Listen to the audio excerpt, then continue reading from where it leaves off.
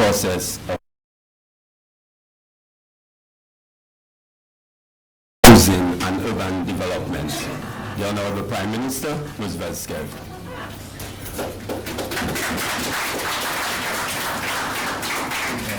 Thank you very much. Is this microphone?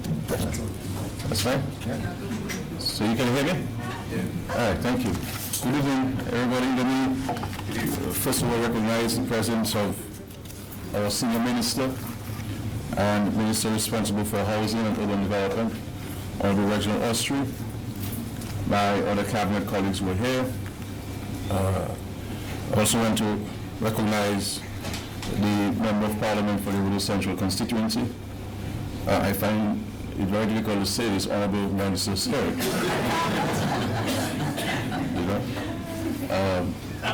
I now have to decide when she's attending a function, which capacity.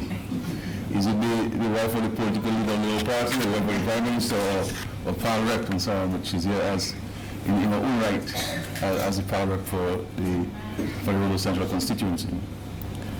And of course, all of you who are here this evening, we've invited you here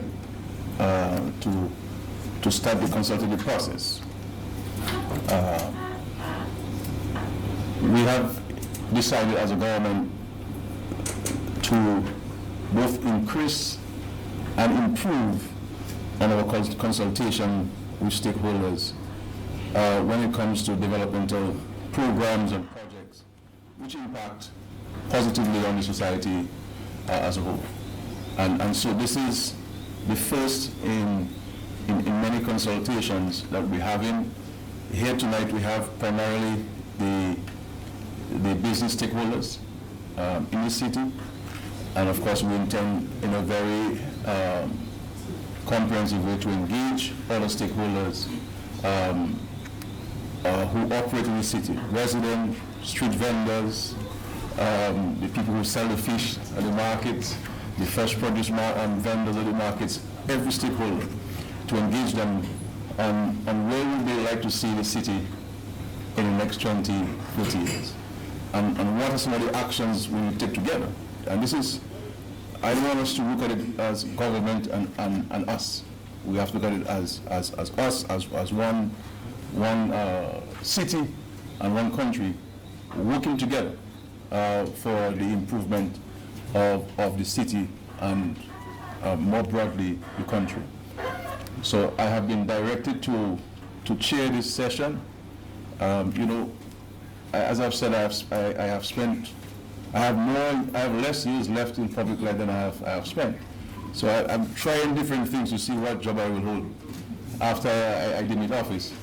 And I'm trying out the master of ceremony one to see how I do in it, so I can have options going forward. But with this few words of welcome, I really want to invite the Honorable Minister Skerrit, the Parliamentary Representative for the Roseau Central. So I had to watch the program to read it properly, to address us and to also welcome us to the city. Thank you very much.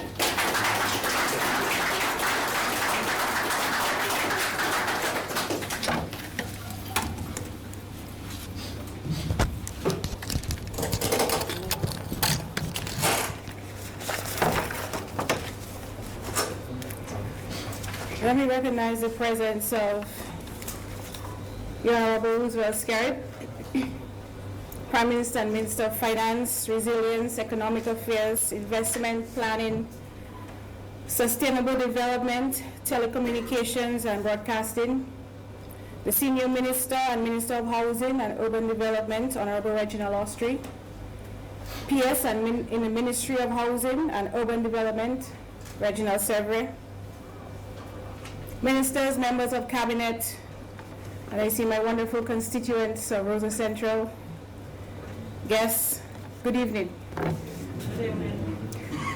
I would like to thank you for being here today, knowing that you have a vested interest in the revitalization of Roseau Central. This Labour Party government has recognized that citizens need a stronger voice in the public sphere, and today This forum provides the opportunity for all stakeholders to share ideas and provide their perspective on the projects which are currently underway and those which are about to be implemented. When I interact with people from diverse backgrounds, I get a glimpse into their lives, recognize their goals, listen to their dreams, and understand which obstacles are in their way. Everyone will have different ideologies and perspectives, which are shaped by their unique circumstances. And with every interaction I have with people, there are takeaways that I can get. Sometimes we get too comfortable in our own world, and simple policy change can be really impactful for someone from a different socioeconomic background. By engaging with stakeholders, I am able to utilize my position as a parliamentary representative and chairperson of the Roseau Revitalization project to implement the policies and the programs which will not only revitalize Roseau, but also bring about meaningful change to the people of Roseau. Some of the plans for Dynamic Dominica for the development and revitalization of Roseau have already started through the Roseau Enhancement Project. A country is defined by its capital city, and I am thrilled to be a part of the Roseau Revitalization Project. In keeping with the government's vision of a dynamic Dominica, we will focus on 5 key areas: the aesthetics and recreation, business development and job creation, parking improvement and relieving congestion, upgrading infrastructure, and making Roseau more accessible and inclusive. Creating green spaces like the newly reopened People's Park represent a fundamental component of any urban ecosystem. These spaces promote physical activity, social interaction, and recreation that will enhance the health and the well-being of people living and working in Roseau. There are also plans to restore and upgrade the Botanic Gardens to include a children's playground and create an exercise track for adults. Housing units will be available as part of the Housing National Program to provide more accommodation in the city. We must maintain the feature of our city being a residential city. Ladies and gentlemen, if you ask anyone today, what is the #1 issue that you have with Roseau? Most people will complain about parking and the congestion of the city. There will be government incentives for the private sector to build car parks. Designated bus stops have been assigned, and there are plans for a Botanic Gardens bypass road to relieve traffic in Roseau. In addition, widening High Street will complement both the bypass and the construction of a new government building. The Aura Cultural Center is an iconic venue in the heart of Roseau. Several types of shows have already been staged there, including plays, debates, and conventions. By upgrading this venue, it will create a resurgence of nightlife with the productions such as music performances and live theater. But the question we need to pose is whether the Arawak can adequately address the cultural arts of the country. There are also too many vacant and derelict houses and lots in Roseau.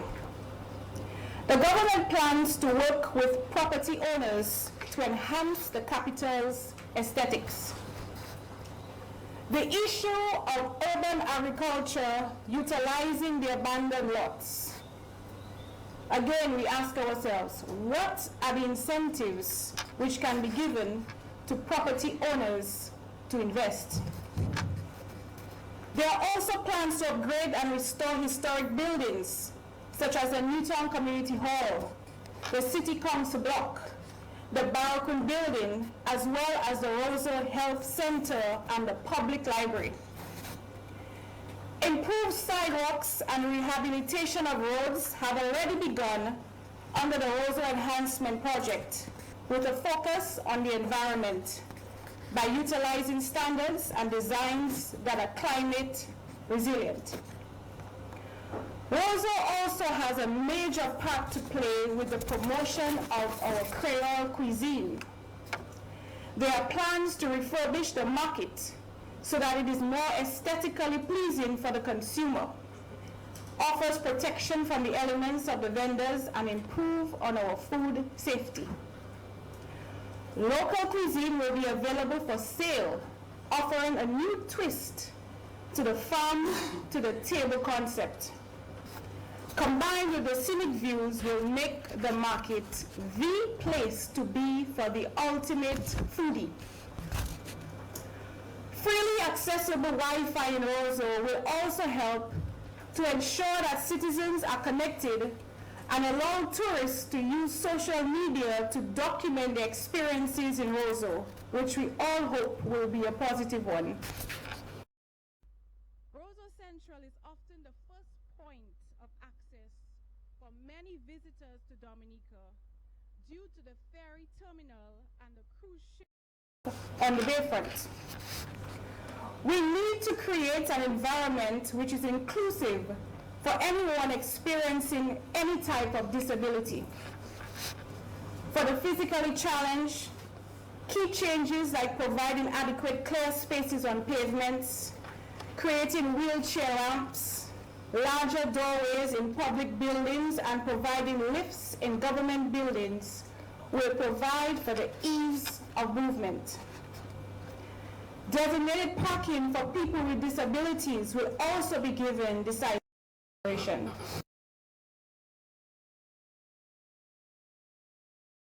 Individuals will be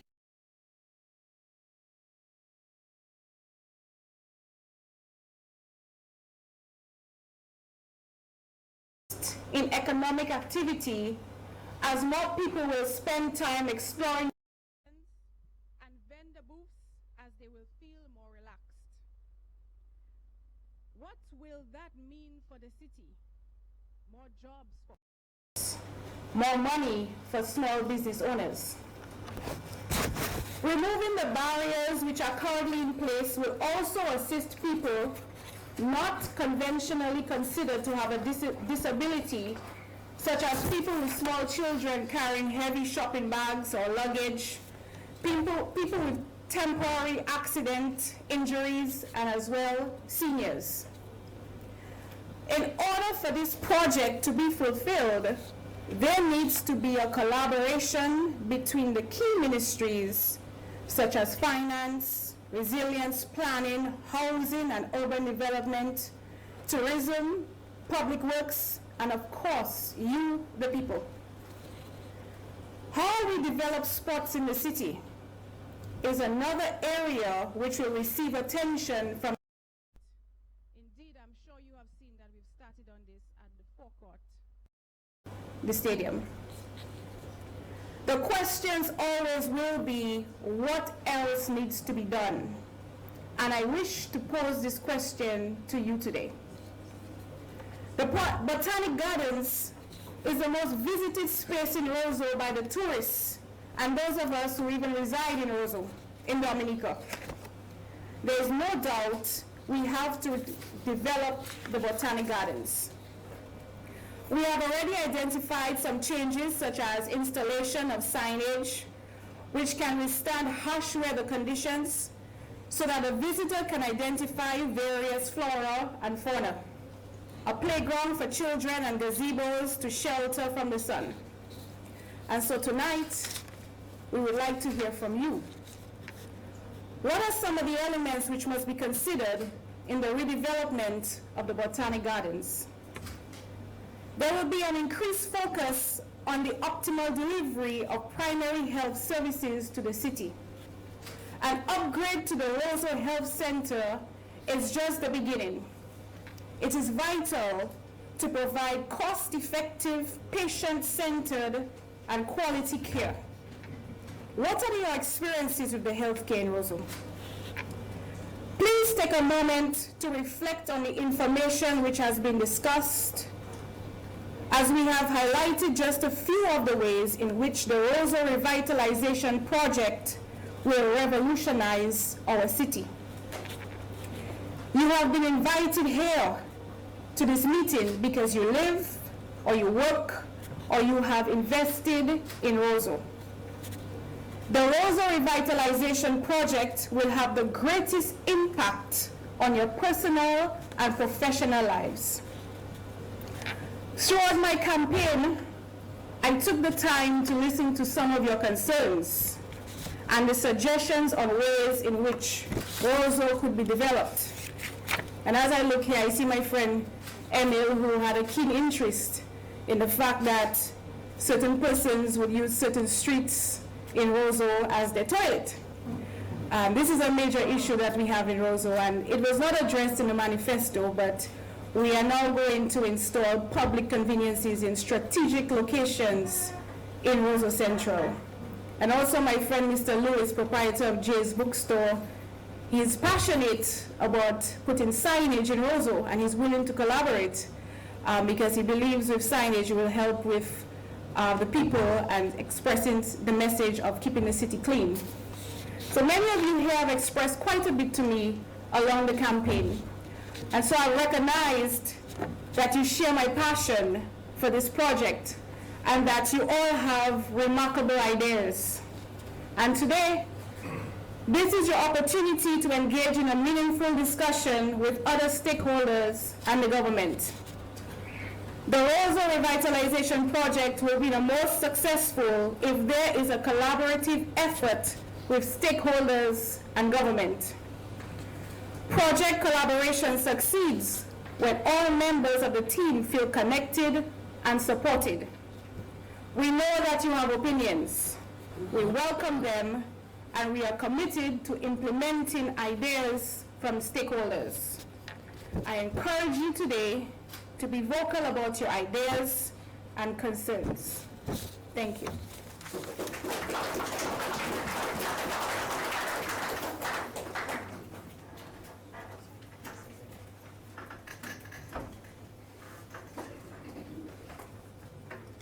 Thank you very much, Honorable Minister Skerritt.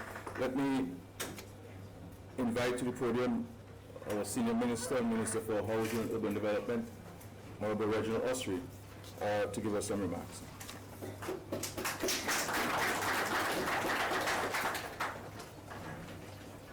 Thank you very much, Prime Minister Roseau Skerritt, Prime Minister of the Commonwealth of Dominica, Mrs. Melissa Skerritt, Member of Parliament for Roseau Central, other cabinet colleagues, Permanent Secretaries, Mr. Severin, I see Roland Roy, newly appointed PSAs, Ms. Henderson, and all the other permanent secretaries. I see the PS of Public Works here with us this afternoon, and to you, the people of Roseau, particularly those of you in the private sector. Our manifesto on page 13 to page 15 points out very clearly the vision that this Dominican Labour Party has for the revitalization and redevelopment of Roseau. And I really want to thank God for giving this government the opportunity to at least to begin the process of executing this plan. I also want to thank you, the people of Roseau, for allowing Mrs. Skerritt, who articulated very strongly during the election campaign of her own vision for Roseau and for the discussions that she had had with the residents of Roseau. And I can say to you it's something that she's very passionate about. And I'm sure that those ministers who are responsible for executing this plan will not rest or sleep until something truly great happens in the capital city of Roseau. I am humbled to have been given the portfolio of Housing and Urban Development. And as I understand it, it means that the Ministry of Housing and Urban Development will have a critical role to play in terms of coordinating this very massive project. The pictures look nice, but it's going to take some doing if we are going to succeed in its execution. It's going to have to call for the collaboration of every single resident of Roseau, including the business community. It's a multifaceted project: roads, sidewalks, housing, an entire redevelopment of the bayfront from the Roseau Market right down to the David Junior Charles Boulevard right across there. And it's going to have to incorporate with it the Fisheries Complex, the Dexter Building, and all these buildings along this major street. You'll appreciate that there's going to be serious inconveniences, there's going to be disruptions, there's going to be annoyances, and even when we call for development, many of us don't like to pay the price that comes with development. But I believe that we all have been longing to see our city modernized and be part of a premier site, not only in Dominica, but the entire OECS and the wider CARICOM region. My job tonight really is to beg of you to please buy into the idea of the redevelopment of Roseau and to give the fullest cooperation to this government during the course of the execution of this project. It's our intention to minimize the disruptions, to minimize the inconveniences. But unless Jesus Christ come and tell me there will be no inconveniences, I could not tell you different. That is why one of the first part of that project that will be undertaken is the Botanic Gardens bypass, because clearly we'll have to move a lot of traffic out of the capital city if this is going to happen. And so the Gardens bypass is going to be very, very important in the execution of that project. There's also going to be simultaneous activities: construction of homes, repairing of drains, improvement of the sidewalks, resurfacing and relaying of the roads. So many of those activities will be happening almost at the same time. And unless properly managed, we're going to have some serious challenges and some serious difficulties, and we have to prepare ourselves for that. And that's the only way we believe it's going to be happening. We're going to really launch an attack, and this is where the Ministry of Housing comes in on the housing situation inside of Roseau. And we have three locations that have been identified for our housing development. The first location would be on the upper riverbank, where we intend to do 2 buildings, 5 stories each. Work has already commenced on moving the occupiers of that particular property. I think there's a property by the NDC building where we have some shelter, some people that shelter waiting for housing. Work has already begun in finding alternative accommodation for them, and we're hoping that if everything goes well, we should begin the construction work sometime towards the end of January, as early as January, to begin the construction work there. These 2 buildings will contain 26 2-bedroom units, which will give us a total of 52 2-bedroom units, and 4 3-bedroom units, which will give us 12 bedrooms. That'll give us a total of 60 residences.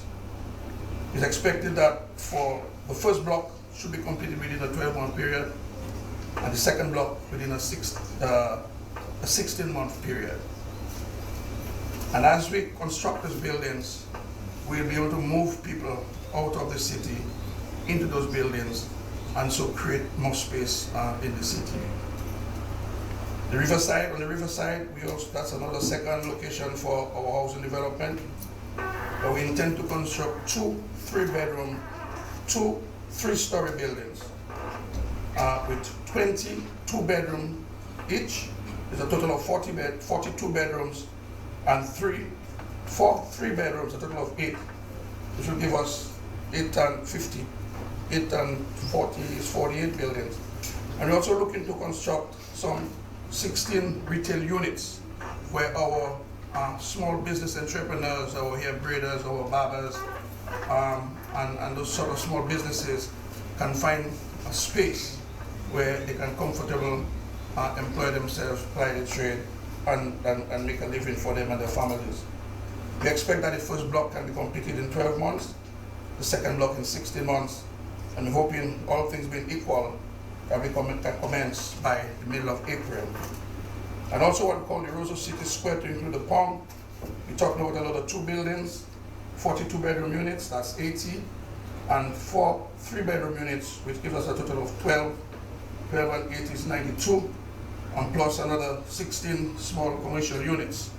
So again, our business people, or small business people, can find space and place where they can apply the trade. And we expected that, again, work should commence by about the middle of April. And the first building, first block, will take about 12 months to completion, and the second block, 16 months. Now, just on housing alone, you can begin to imagine the complexity of the project as we move forward. And so, a lot of planning has to go into the development of just the housing component. There's going to have to be strong collaboration with all the other ministries, like the Member of Parliament said, Public Works, Finance, Housing, Health, Education, all have to play our part in ensuring that we can move the project. Traffic is in fact going to be a problem. Traffic is already a problem in Roseau, and to have this major development taking place, we're going to have to do something serious about traffic management in the city. It is being proposed that some public and private car parks will be identified and established throughout the duration of the project. Now clearly, this is not a project that you can do in 6 months or in 12 months or in 1 day, in 2 years. It's going to be a journey that we're going to have to embark on, but we intend to take the first step towards that journey. The Botanic Gardens development, that is also part of the urban renewal. As you know, Botanic Gardens have been on the blow since Hurricane David.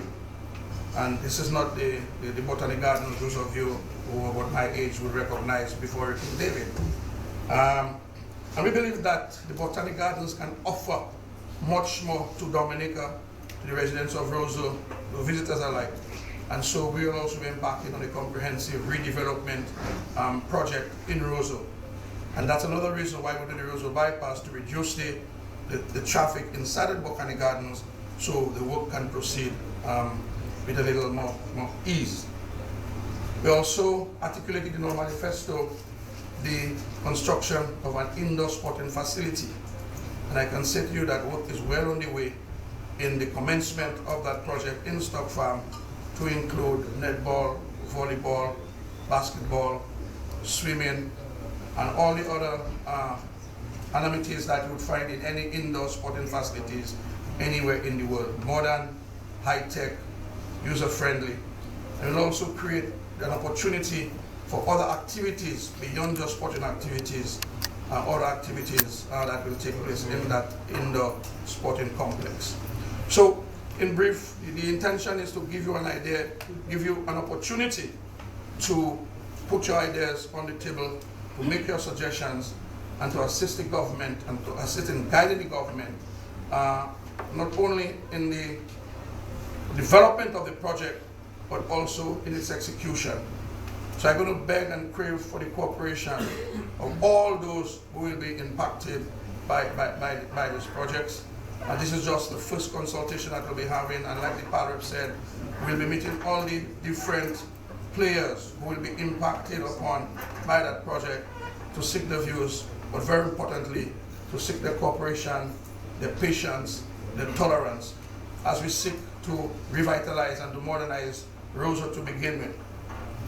If you're going to do anything in Roseau, then clearly the suburban areas will also have to come in for some consideration.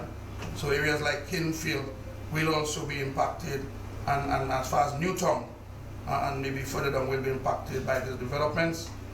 Portsmouth is also going to be part of this urban development program. As we know, Portsmouth is rapidly developing into our tourist town. It has always been like that with the presence of Ross University and other medical schools that we expect to come on stream very shortly. We have the Moroccan Hotel, we have the Kempinski Hotel, we have the Purple Turtle Beach, and so some attention has to be given to Portsmouth in terms of its infrastructure and its aesthetics. So we will also be focusing on the town of Portsmouth and of course the areas around Portsmouth. It is a challenge, it is a major project, but I trust the wisdom, the vision of the Dominican Labour Party government, particularly the Prime Minister, to execute that project with a high level of success. But like I said, it's not going to happen. It's going to be more difficult if you do not get the fullest participation and cooperation. Even the utility companies are going to have to be involved in terms of the lines and Domlec and the Wasco. So it is going to be a very complex project, but we believe that it's doable.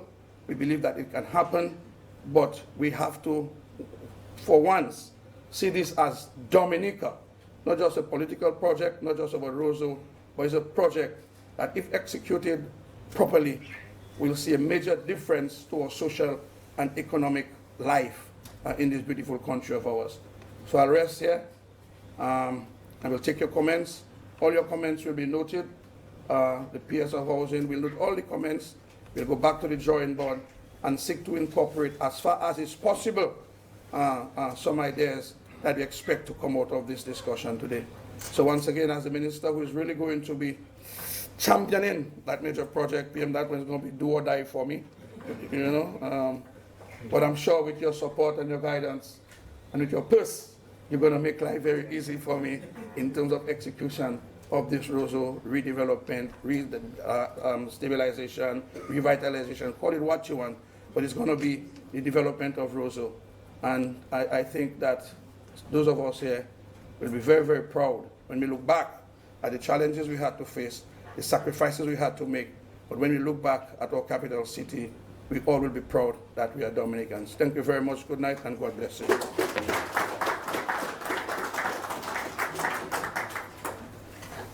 Thank you very much, Honorable Ostry. You know, there was a guy who was the master of ceremony of a function, but he was also down to speak on the program. So he called out his name, he went back and he sat, and then he walked back to the program. So I wouldn't be doing that tonight, you know. But I too, before we invite us to share our views and our concerns and our recommendations, we'd like to share a few with you as well.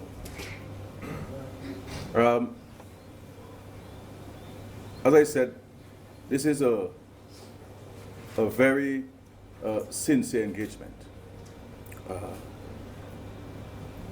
I have decided as a Prime Minister not to start any project in his new term unless we engage the public and to share with the public our own vision and to solicit from the public their views and their aspirations and their suggestions.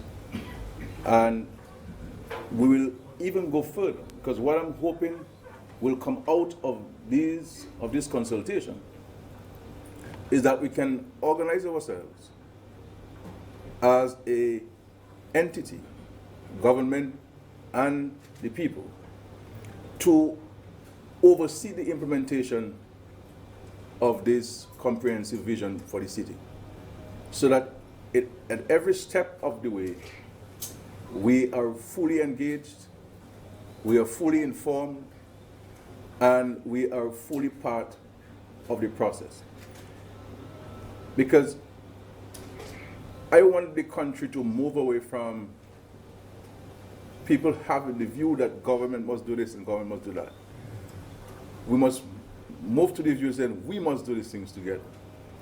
I believe that we can achieve much more if we put ourselves as part of the solution to whatever challenge we see. Because by passing on the solution to the problem to somebody else, we may never find a solution.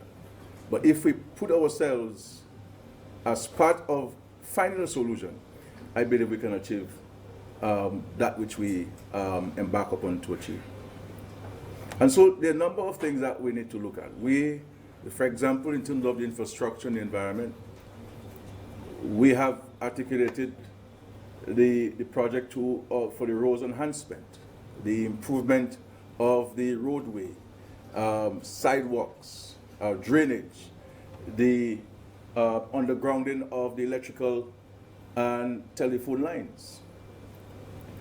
And we have shown what the Roseau enhancement could be like with the riverbank project and the riverside promenade. And the next step of this project is to look at the Great George Street. And then we move into Independence Street, and then into King George V Street. And because we cannot do all of it at the same time to create or to exacerbate the situation that currently exists in the city, so we will do street by street. For example, this is Great George Street, and this is what the end product will look like. So you are not seeing any domestic poles or electrical lines or telephone lines. That in the design of the Roseau enhancement, we have provided for underground ducts where those lines can be placed. And of course, enhancing the resilience of our city. In the event of a hurricane, we don't have any poles to fall on our homes and our properties. And if we have a problem of transmission of energy to the city, we can simply put up a generator or even our solar panels and have our lights in the city. And you also recognize that it will also allow for wider streets and improved sidewalks, and all of the drains will be covered, will be completely covered in the city. There will be no exposed drainage in the city. Then we have to speak, for example, of, okay, the government is going to improve the infrastructure, but what can we do to ensure that we redevelop the city, revitalize the city from the ground up? So everything from the ground up can be improved. So we have these historical buildings and empty lots in the city. What kind of incentives do we propose to provide property owners to get them to be able to improve on these buildings? So if you show me the as it is now.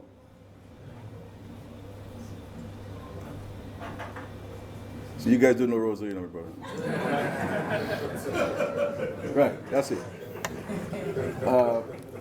So this is what it is now. Now I am not putting this photograph up to place anybody on any blast or anything. We're just having a family discussion.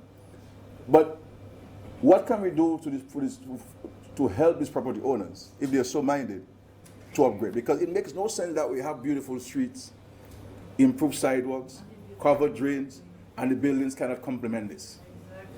And what do we do? One, to create positive reinforcement or negative reinforcement. What kind of incentives can we provide to the property owners and business owners to improve? And those who are not minded to be part of the process, what kind of negative reinforcement can we provide? And whether we have the two options available to the public to choose from. And so I'll put this question to you, and we can have a conversation on this. But I give you the assurance, before we get into, we commence Great George Street, we will come and have a conversation or discussion with everybody on Great George Street. So we'll block a section of the road and we'll discuss with you with the more detailed designs, how long it will take, what will be the cost of it, who will be the contractor, how will it be financed. If you have a concern, who do you call? There'll be a telephone number and a person who you can reach out to raise concerns. How do we go about implementing that project? So all of these things you will be engaged when this project comes on stream. So this certainly will improve on the drainage of the city, because we know that when it rains, we have a challenge in many intersections, and so we have taken due cognizance of the wastewater and even rainwater to get it out into the rivers and out in the sea, and to eliminate the possibility of flooding in the city. The issue of parking. What solutions do we recommend for parking in the city? What solutions do we recommend to address the issue of congestion? Yes, we have built the China Friendship Bridge. We've built a bridge at the stadium, and we've improved on the bypass between Bath Estate and Upper Goodwill. But yet still we have a major challenge in the city. And of course, the minister has indicated we intend to build a bypass from the gardens going out so that we do not have the massive flow of traffic, first of all, within the gardens, and secondly, persons who have no business being in town, coming from vehicles, you have to go to Grand Bay, you really don't need to drive into Cox Street to get to Grand Bay. And how do we orient people towards this? So I'm putting this stuff to you in respect to issue of parking. How can the private sector and government partner? Because in many countries, in large measure, parking is something that the private sector has taken on as an investment opportunity. So what kind of incentives can we provide to business owners in that regard? The Power spoke about urban agriculture, and it is a concept which we would like to introduce to the city for a number of reasons. One, it could create employment for some people. Two, you will see the clearing of abandoned sites, empty lots in the city, which people can grow food, supply the supermarkets. Residents of the city can go in there on a Sunday morning or Saturday evening and buy the fresh vegetables to have their Sunday lunch or their Sunday breakfast. It will enhance the aesthetics of the city. It would enhance the safety of the city, and it would eliminate health hazards in the city. And these things are not innovations, they're not inventions. In some parts of the world, it is ongoing. Do we have a inclination to this, and how do we go about doing this? And so the idea from the government is to identify those empty lots, their abandoned lots, which we have done. So we have an inventory of those, and to engage property owners and say, look, you have this empty lot there. Can we utilize the lot to grow food, to be part of an urban program, to be part of a job creation program? And so you will find where people who have to buy this produce not have anywhere to store it for resale, because most of the vendors you see on the streets, people who they buy from farmers, and they have nowhere to store it. And so can some of these people become urban farmers, where they will be able to grow, not everything, but a significant number of things, whether it's seasoning and vegetables and so forth, so they can supply the market. So these are things that we like to put to you in terms of how do we go forward addressing the aesthetics of the city. The other issue I would like to put to you is the existing location of the ferry terminal vis-a-vis its relocation. Now, there is a debate within the government system on this. Do we keep the ferry terminal where it currently is, or do we move it along with the cruise village, which we intend to construct adjacent to the Woodbridge Port? Now, there are arguments on both sides. As it is now, the ferry terminal, it was not built with a long-term vision in terms of the facility to welcome visitors. But we have to recognize that this is where most of our tourists first enter Dominica. And we keep adding to it every year. People complain, we add to it, and now it is literally on the streets. So people have to get their bags off the vehicle on the main road. And if we're gonna increase our throughput through the cruise, for the ferry terminal, which we certainly will with the advent of so many of the hotels, we have to address this. Now the question is, if we keep it there, what must be done to enhance the visitor experience? And Maybe the first order of business is to put in a new facility, multi-story facility. So I put it to you. Then you have the issue of its relocation to the cruise ship village. Now, cruise season is a cruise season, therefore it's seasonal, it's a period of time in the year. Then you have the vendors who vend for the tourists, only have this short period in the year to pile their trade. Now, with the relocation of the cruise or the ferry terminal, then you have a year-round flow of passengers and more business opportunities for the vendors themselves. So we no longer only cruise vendors, we now become ferry and cruise vendors, and therefore we have 12 months to pile our trade rather than 5 months to pile our trade and so on. So I'm putting these things to you. We have not cast this in stone, which is why we're here, to be guided by yourselves, because at the end of the day, we're the ones who are going to be making use of it and so forth. The issue of the public library. Now, I'm a student of history, and every school I attended, I got the prize for history. But we have to. One of my greatest disappointments is that we did not get to build a modern library at the time that we should have built it.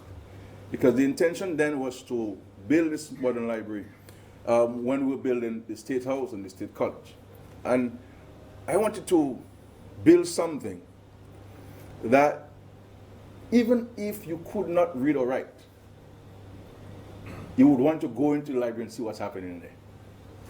And I think as a progressive nation, we have to address the presence or the absence of a national library, in our country. And I believe it is a fundamental development ideal that we have to address. But I will take the issue of the public library further. And to say, well, why don't we tie in now a center for the performing arts? We have a number, for example, and also to have a recording studio for the public. We have a number of budding artists in Dominica. People who write songs, people who can sing, but who do not have the access to the facilities to bring out their natural talent. And so the Araka's culture, as the Member of Parliament indicated, has been iconic in its own right. I believe maybe every Dominican has gone inside the Arak for one reason or the other. But has it not reached has not gone beyond its abilities? Or can it currently address the demands and the needs for the performing arts in Dominica? And so we need to discuss the issue of the construction of a center for the performing arts in Dominica, where we have to move the ballet. Where can our children go and practice or learn to dance ballet? Where do we have our people to be able to go and play the pan and to learn to play the pan? Where can our people dance? I see Raymond there, who has been at the forefront of this. If we have an event at the Arak Culture, where do our young people rehearse or practice? And so we need to have designated facilities for these kinds of things, the intangibles, because that is a major source of foreign exchange. We really have to see the intangible heritage, the intangible culture, as a major source of foreign exchange, something that we can export, something that is resilient, something that we believe that we can compete with the rest of the world in, if we provide the support to our people. So I'm putting this to you. All of these are questions I'm putting to you. They're not decisions cast in stone. We are having an engagement.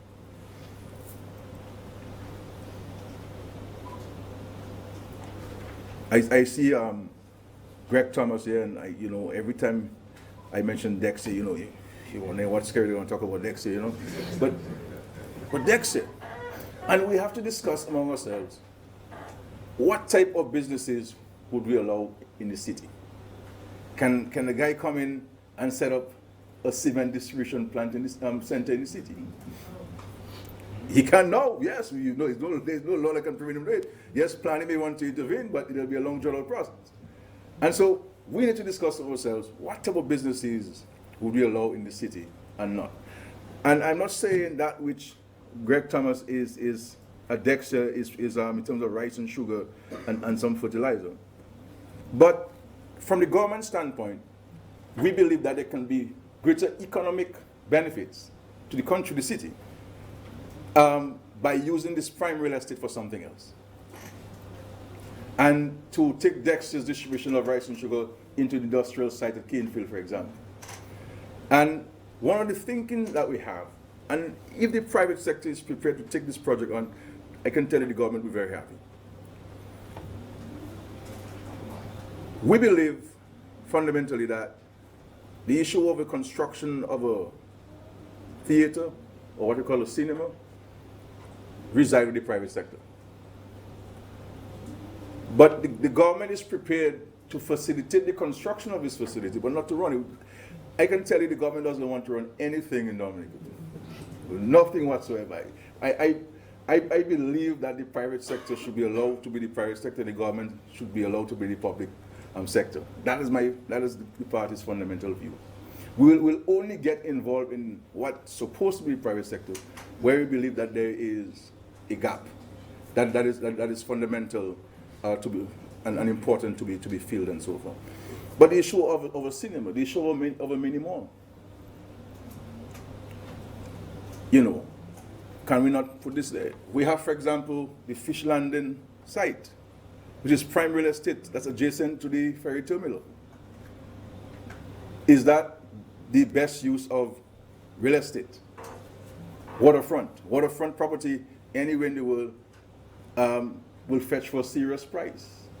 And that view, there are many parts of the world where you have a better view from this, of Scottshead and Soufriere and the northern west coast and the setting sun. So we have some ideas that we cannot articulate all of them tonight, but obviously this conversation, this engagement is not a one night stand. We're going to continue discussion with ourselves it's going to be a free-flowing engagement, and so tonight is just the beginning of it. So I'm just putting these things to you there. The vendors market, I don't want to repeat what the Member of Parliament for Roseau Central has said, but the vendors market. Can we, in the third decade of the 21st century, still have guys killing a cow in the village and bring it to town and have the meat exposed throughout the day? You see what I'm saying? We have to upgrade those things. We have to upgrade the way we pile our trade. We have to upgrade the way that our fresh produce are displayed. And when you drive between the market, the street between the market and KFC, I mean, and you see these are hardworking people who spend 24 hours standing from night before till next day to make a living. And they're in the elements, rain, dew, and I think that yes, there is some traditional aspect, cultural aspects to this, but we have to upgrade it. We can maintain the traditional aspect of it. I believe this is a major attraction and uniqueness in Dominica, but can we not upgrade it? And to make it more sanitary, to make it more aesthetically appealing to all of us. So I'm putting these things to you, and of course, once we agree, then we can bring designs to you, we can bring concepts to you for you to critique and to give you our feedback, so we can move to the next step of actually implementing those things. Now, I'm going to put, and I suspect it may become controversial, but let us challenge ourselves nonetheless. We speak about the botanic gardens. Now, for someone like me who loves plants, who loves beautification and landscaping and the place clean, and I'm not criticizing anybody in any government department, because anything that goes wrong in government, I take responsibility for it. But that should not be a place where we are welcoming our tourists and say this is the botanic gardens. Dominica has fertile soil, we have too much rain. So we have all of the elements to grow plants and to make a place beautiful. But we have to imbue in ourselves a sense of pride about these tangible things. And I think that we have to revolutionize, not moving away from the original concept. We can maintain the original concept of the botanic gardens, but we have to improve on it. I mean, if the bamboo house is still the major attraction for us, then we have a problem in the botanic gardens. You know, and the plants are not properly pruned, it is not properly manicured and pedicured. I mean, these grounds should be immaculate. You understand? As a matter of fact, I mean, people should want to stop by the driving to take a picture of new plant they saw, you know, blossom that's taking place and so forth. And so we have to address it. So we'll be bringing back some plans to some discussions we've had over a year now, to share with you the new concept for the botanic gardens. That will be child friendly, that will be pedestrian friendly, that would enhance the beauty of the botanic gardens, but taking into consideration the type of plants, the type of trees that were planted there back in the days. You know, plants came from Malaysia and many other parts of the world, Commonwealth countries, who donated a plant or two to the botanic gardens. And so maintaining this, but upgrading it. Upgrading the cricket ground. The cricket ground is a major element of the botanic gardens. And so upgrading the cricket grounds, upgrading the pavilion, new pavilion, and at the back of the pavilion, from the gate, the idea of a small goal football place for the people who sweat, and so instead of sweat and playing football on the grass, we have a space there that will not impact on the original nature of the botanic gardens, but certainly enhance it. Now, let me put this to you. And I will stress it is not yet a decision of the cabinet. Neither is it a decision of myself as Prime Minister. Tourism is becoming a major element of our development and attraction of foreign exchange. It is estimated with the hotels that are under construction, that is those that have started, once they are completed and they are operating at the level that they should be operating, we will see about $160 million of revenue coming to the country annually, with about $44 million in addition to that going into the treasury as tax receipts. So tourism is going to, that's just for the new properties. I'm not even including the existing properties and so on. But I've always held the fact that we have the natural sites, the waterfall, the great, the hot springs in the Roseau Valley, the boiling lakes and the berry lakes and so forth. But all of these are natural sites. And we have to admit and agree that it is not everybody who comes to Dominica or who travels across the world go to the sites. And therefore we have to increase on the attractions that we have for tourists, because this tourism business is highly competitive. But when I challenge you, or invite you rather, I don't challenge you, I invite you to take a walk in the gardens and take a walk where the agricultural station currently occupies, Division of Agriculture, and ask yourself, should we have some of the prime real estate in the country, overrun by derelict buildings and derelict vehicles. And ask ourselves, what kind of development we can do there that will create jobs, that will attract tourists to our country, bring in the foreign exchange, and to help grow the economy. And something which Dominica does not have, and which something Dominica has been talking about for many years, to see where we can put one. Now, based on our investigation, it does not have enough land to do a full length of the project. And I'm here, I'm talking about a golf course. But we have done investigations, engaging professionals who have told us you can get a 9-hole there comfortably. Now, this will not impact on what is currently considered to be the Botanic Gardens. It will be squarely on the lands that are currently occupied by the Ministry of Agriculture. So I'm putting it to you for discussion. If you think that's a weird idea, you can just carry me, brother, you know, maybe this 5-term thing, you know, not going too well if you and so on.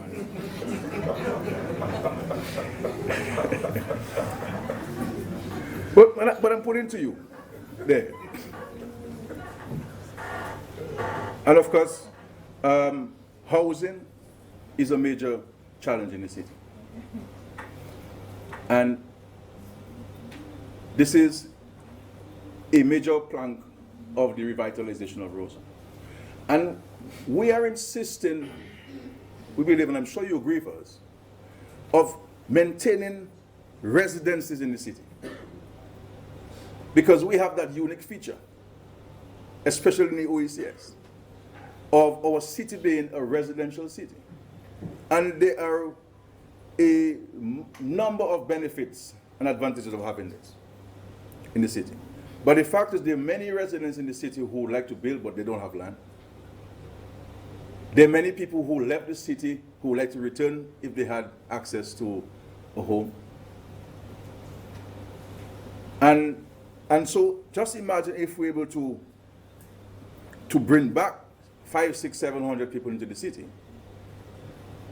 Back in the days, in the 80s, when you walk through the city, you would see lights flashing, television lights and so on, and the city would be buzzing, because we had more people resident in the city back in the 80s than we have now. People are moved out because they have no options. And many of them who currently reside in the city are not living in the best quality housing. And without a government intervention, they will never have the means of accessing that quality of housing which all human beings aspire to have. And so the minister has articulated those areas. Washrooms, public washrooms, in strategic locations in the city. You may be able to help us in identifying with those areas. But if you take out the what you call the museum, where there are a few washrooms, and you take out what we have on by the West Bridge where the bus stop is, there are no other public facilities in the city. And so therefore we need to address this issue of in strategic locations that we have public washrooms that will open at a particular time, close at a particular time, and when you have public night activities, then it can be extended. But certainly, people would have access to a public washroom and will go in there, both residents and visitors to the city. The issue of how do we deal with the homeless, I really don't like the word vagrants and so on. There's a certain connotation to it that I try not to use, but for now we'll use it. How do we systematically together?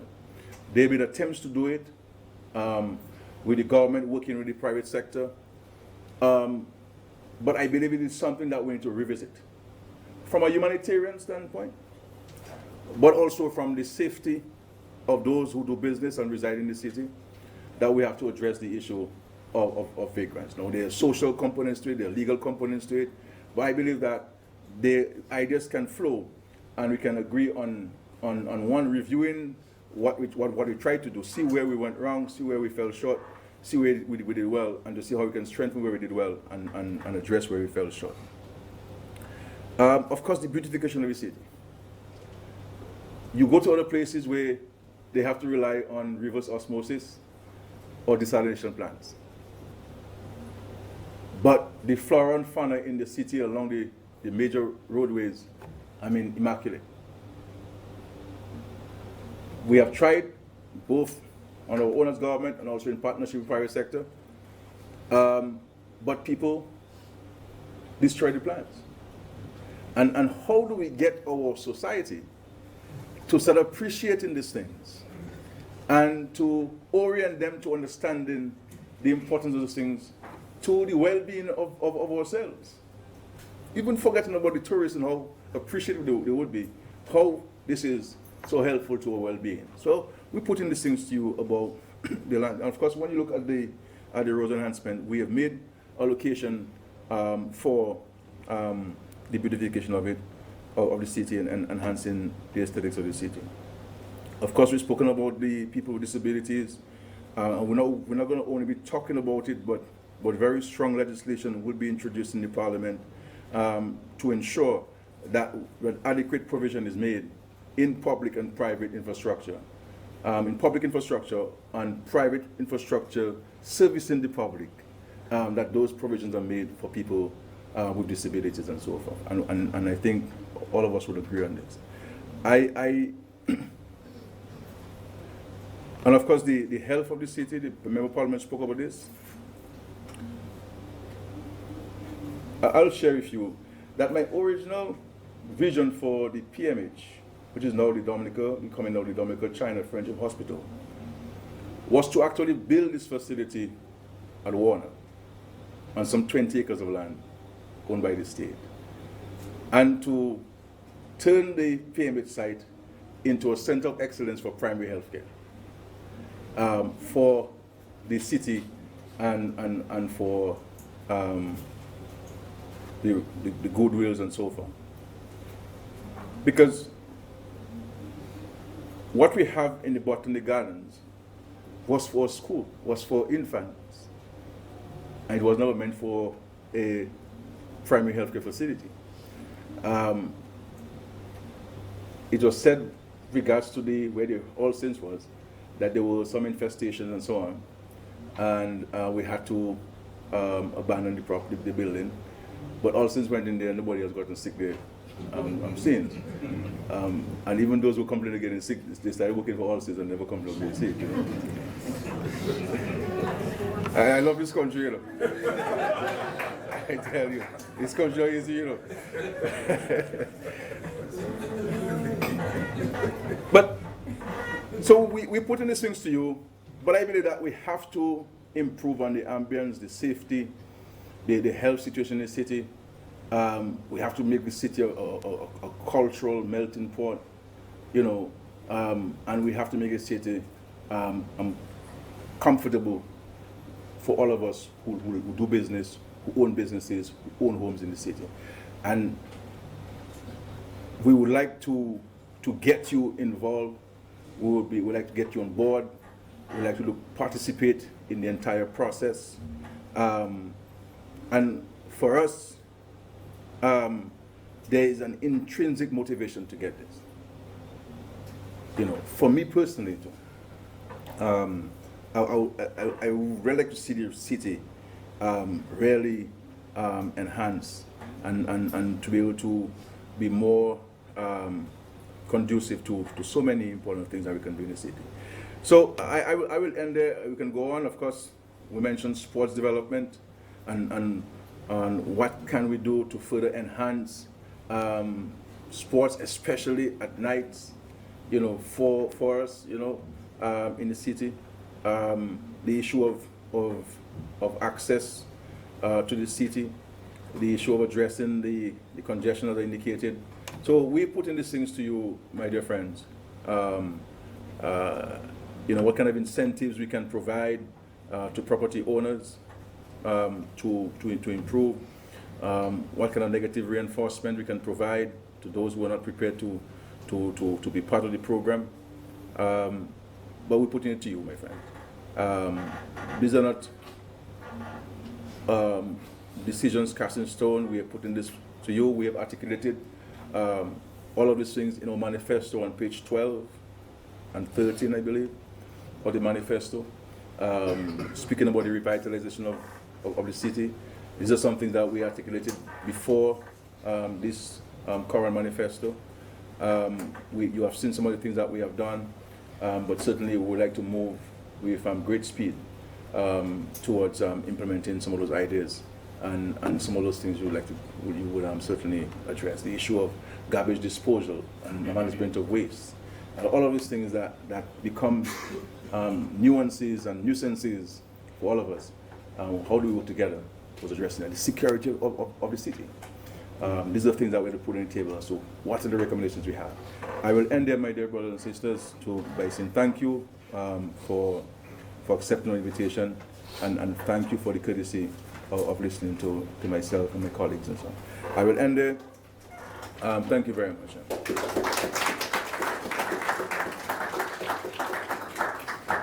Now, you are free to say what you want and on how you want to say it. We're using this, we can use this, that's correct? So you can simply just come up here, as many of you, or you want this, it's up to you. If you want to come there or you want to stay where you are, it's up to you. So you have an option. But please.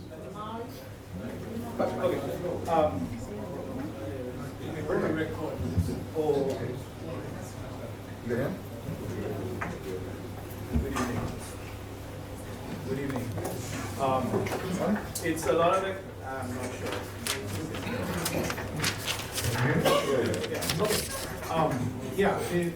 As a person who grew up in Roseau,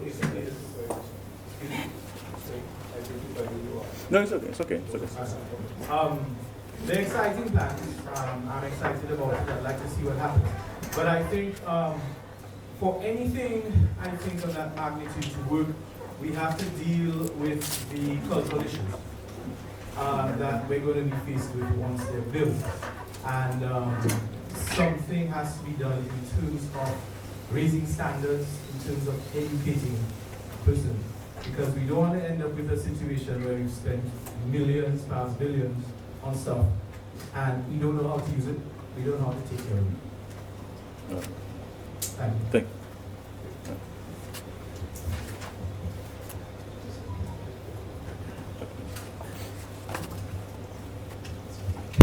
Yes. My name is Curtis Augustus.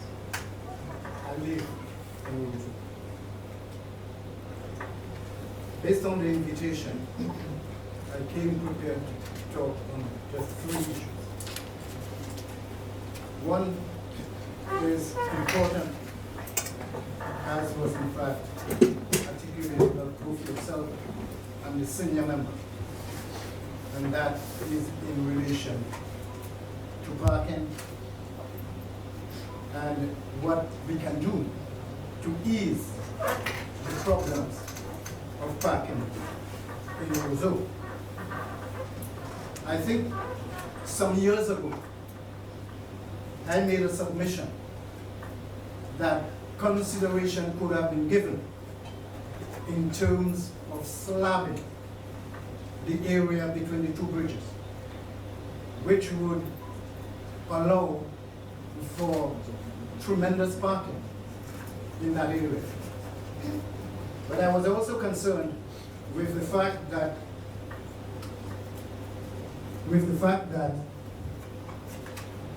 the beauty of the river could be compromised with that suggestion. Then I thought again and said, if we want to reduce the incidence of severe parking difficulties in Roseau, then we have that option. So that was the first item I had following that invitation. The second one is in relation to the sidewalks and the gutters. I was concerned that our sidewalks are being taken over by vendors, and therefore it becomes a problem. But from the view that I got or I saw, I said that consideration have been given, and therefore the question of the sidewalks are being addressed in this new vision. But there was a concern also in relation to the gutters. And whereas it is true that the gutters would be below, you could have some serious difficulties in terms of those gutters being clogged and cups thrown, bottles thrown, and it creates a problem. So I hope in all of the plans that consideration will be given to address these potential problems in terms of the gutters. I didn't hear, but I anticipated that you would have discussions with the Roseau City Council in relation to their function in the city. It is obvious that with much more discussion, eyeball to eyeball, face to face, we could find solutions to whatever problems that we may see.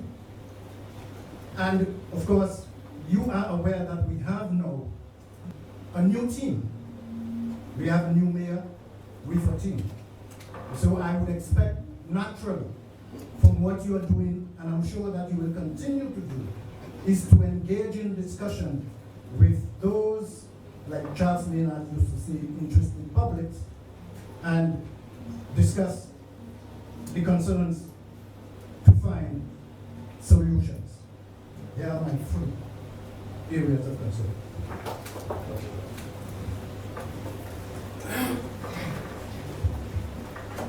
Good evening, everybody. Mr. Chairman, Greg Thomas, General Manager of Dexo. I'm pleased that the Roseau Market is high on the agenda for development in the city. And I believe the investment that we will make at the Roseau Market will solve a number of problems. I know that government, sometime in the past, had started looking at the refurbishment of the Roseau Market. There was at some point a cabinet subcommittee established, and some work has gone into that. We do have some information in the committee. The information that we presented, I think we have some drawings, we have some costings, but I believe that in that environment that we are talking about, we need to try and improve the plans that we have. So I am very open and willing to work with the committee with regards to what we do at the Roseau Market. Mr. Augustus raised some concerns about vending in the city. Again, there are laws of Dominica with regards to vending. A lot of the activity that we see on the streets, they are illegal vending. And many times, the persons who are on the street complain. The reason why they're on the street is because they cannot get space at the market. But I believe with the redevelopment of the Roseau Market, we will create an opportunity for these persons to find space and for additional facilities at the Roseau Market.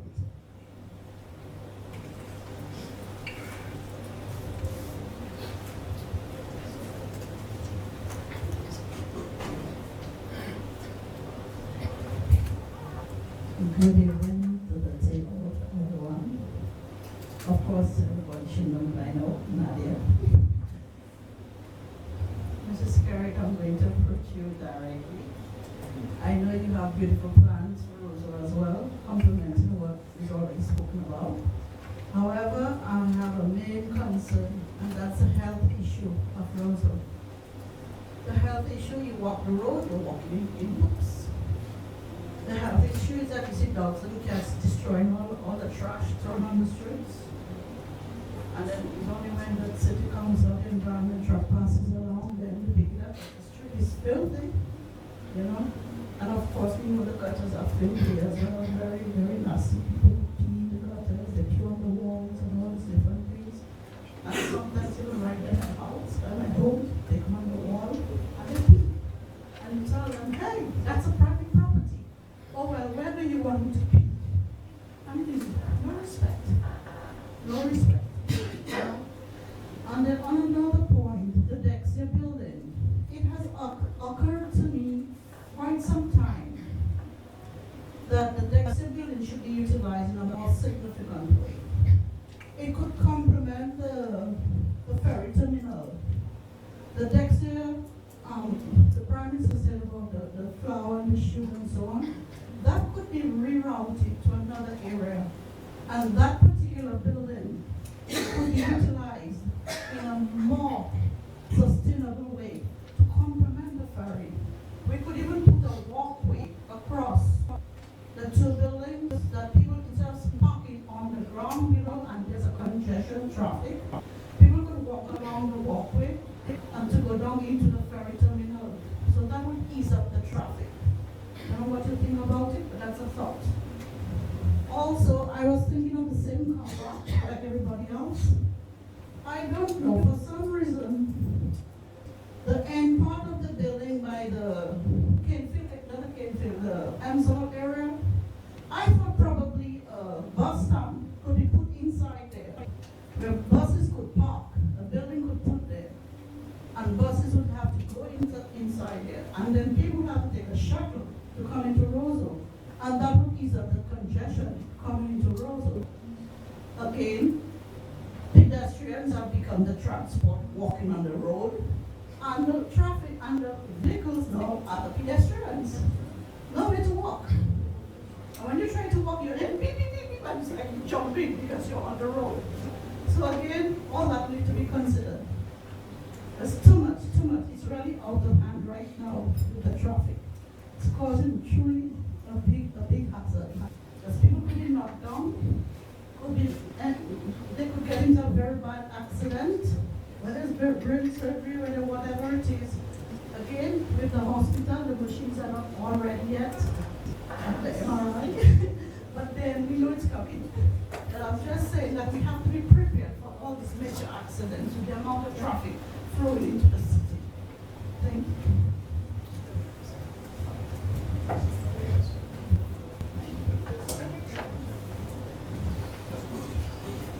Good evening, everyone. Well, my pal rep already knows that I sent her a whole long list, but I will not take up all that time tonight.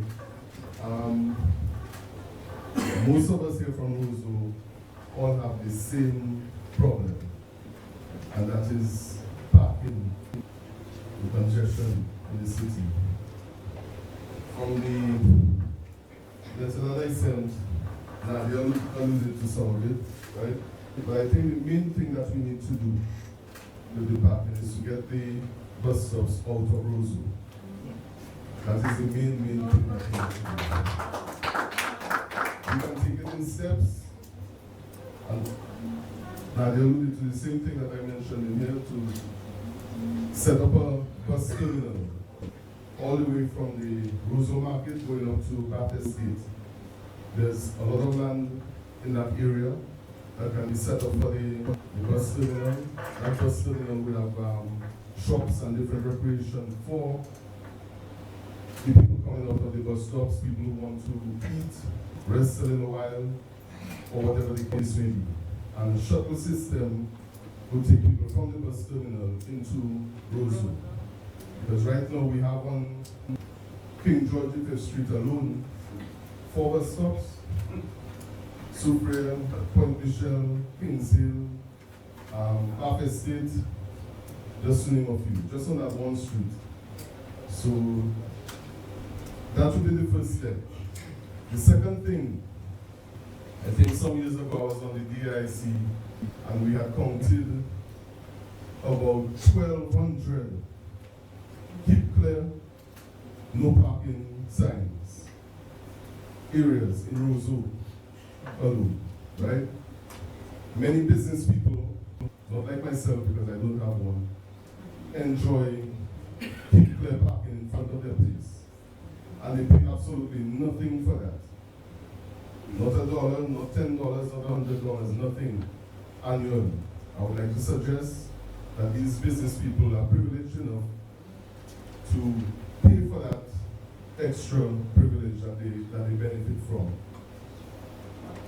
After Maria, for example, myself and my good friend Gregory, we were cleaning up Park Street all by ourselves.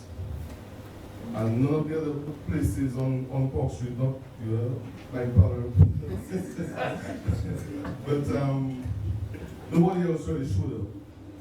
And the first thing one of the major businesses on Cork Street came and did after the place was cleaned was to put their keep clear signs up.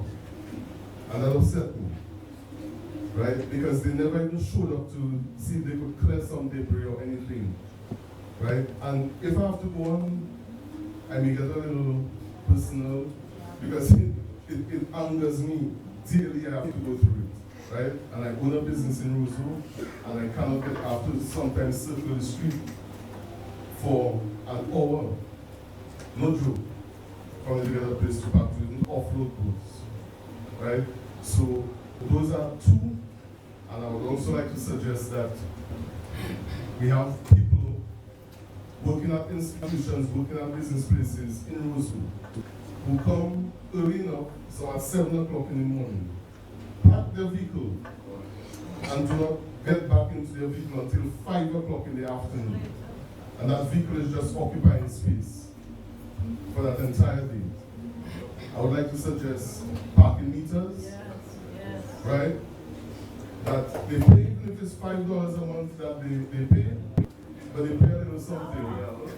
Right? No, I'm just saying, we can start small. I cannot tonight here say what should be done or what should not be done. So I'm just throwing a figure out there.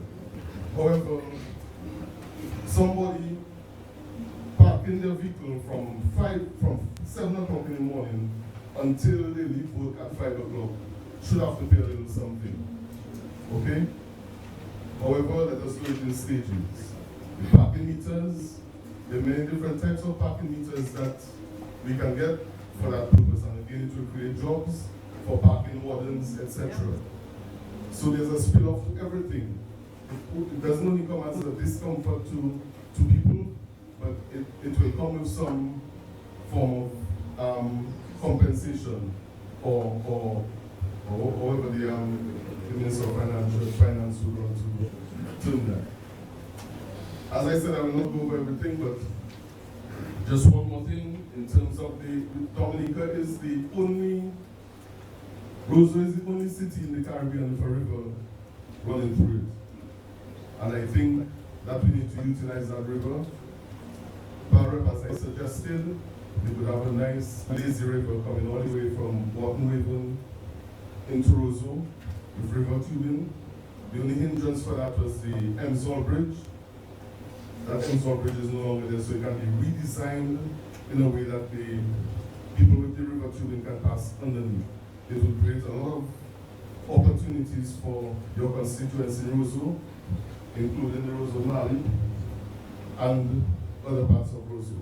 So to develop the city, my final point, to develop the city, I think we need to include the other Roseaus and even Kinfield in order for all of these developments to take place. And I would love to be a part of any committee or organization that deals with the development of Roseau to earn an income for the people of Roseau.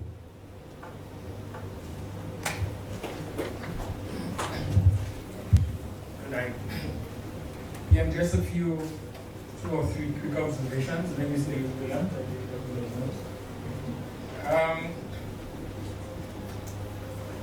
The quota just mentioned the Emsall and the Emsall Bridge, and I'm aware that somebody more capable than me has said it was perhaps a condition of running, but I'll leave that to you.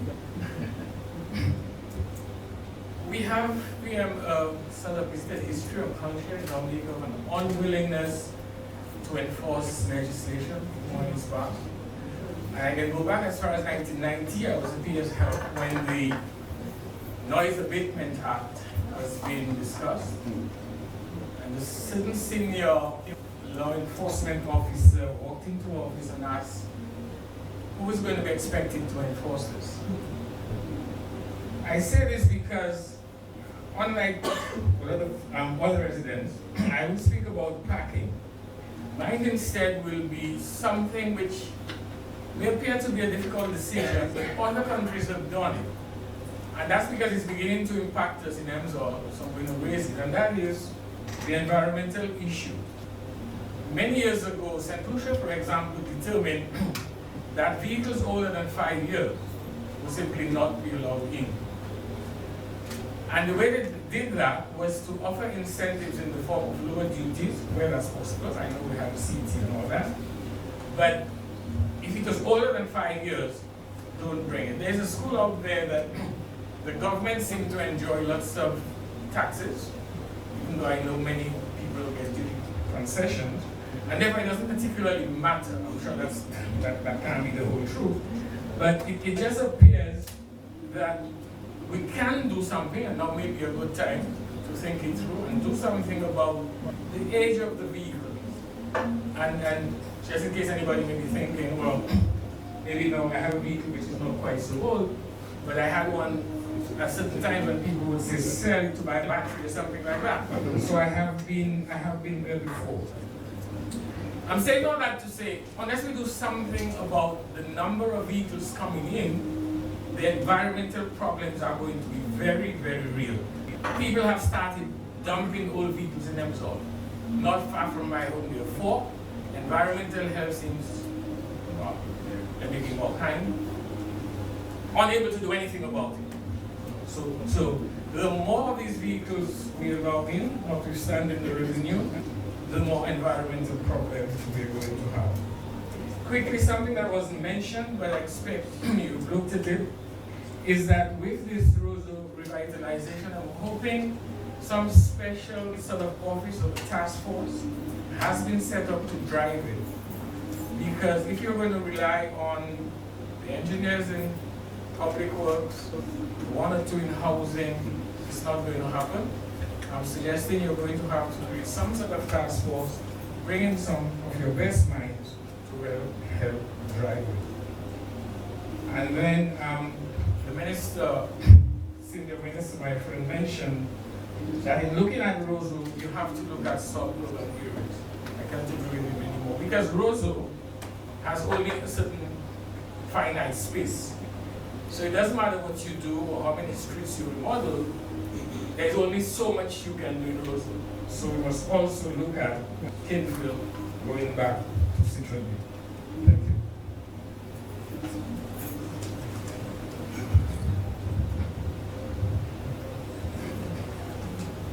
Mr. Chairman.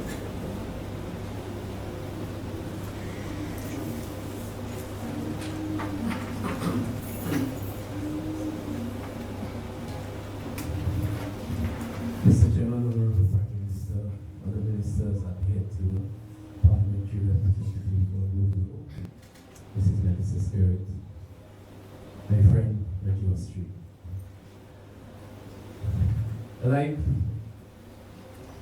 my friend, Mr. Deputa, I had a very long list, but I recognize that a number of the issues that I had on my list are sort of captured in the presentations by the parliamentary representative and the Honorable Prime Minister, the Chairman. But I'd like to focus, in light of the ideas, some of the ideas that were brought up by the Prime Minister on a few areas. The Prime Minister spoke of green space. And I'm one of those who have that idea that this area, which is in front of, well, the former Scotia Bank, the Prime Minister spoke about it, that is the old boys' school, the old health center. When that school leaves, that area will be demolished and a green space be created. I'm thinking of a green space where you could have something like a rose garden And around that Rose Garden, we create some parking, meter parking. Because I endorse the idea of ML that we need to start meter parking in Roseau. I think also we need to zone entertainment in Roseau. In addition to that, I think we should open up, because the Prime Minister also spoke of sporting activity. I think we need to open up the stadium more for some sporting activities. Get the stadium a little more lively with sports. PM spoke also of a center of excellence. I think the area in Pottersville, that is the Goodwill School area, the Pottersville Savannah, suits or is better for entertainment. So maybe we could consider putting the center of excellence somewhere in that area, and even the Pottersville Savannah, developing it more in terms of entertainment. There are a number of other ideas that I would like to throw out, but maybe at some other opportune time when the committee meets, or if invitations are sent out, I would like to and expound on. But I know we have other persons here who want to comment. Yeah.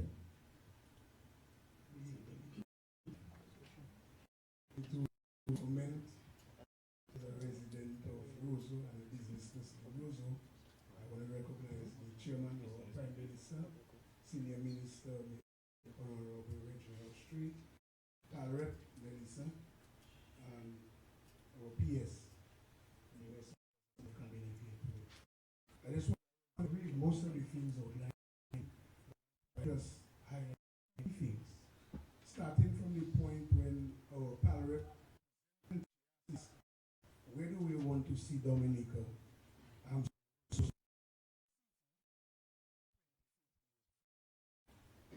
So I close my eyes and I visualize and figure I really want to see. And I see a clean place,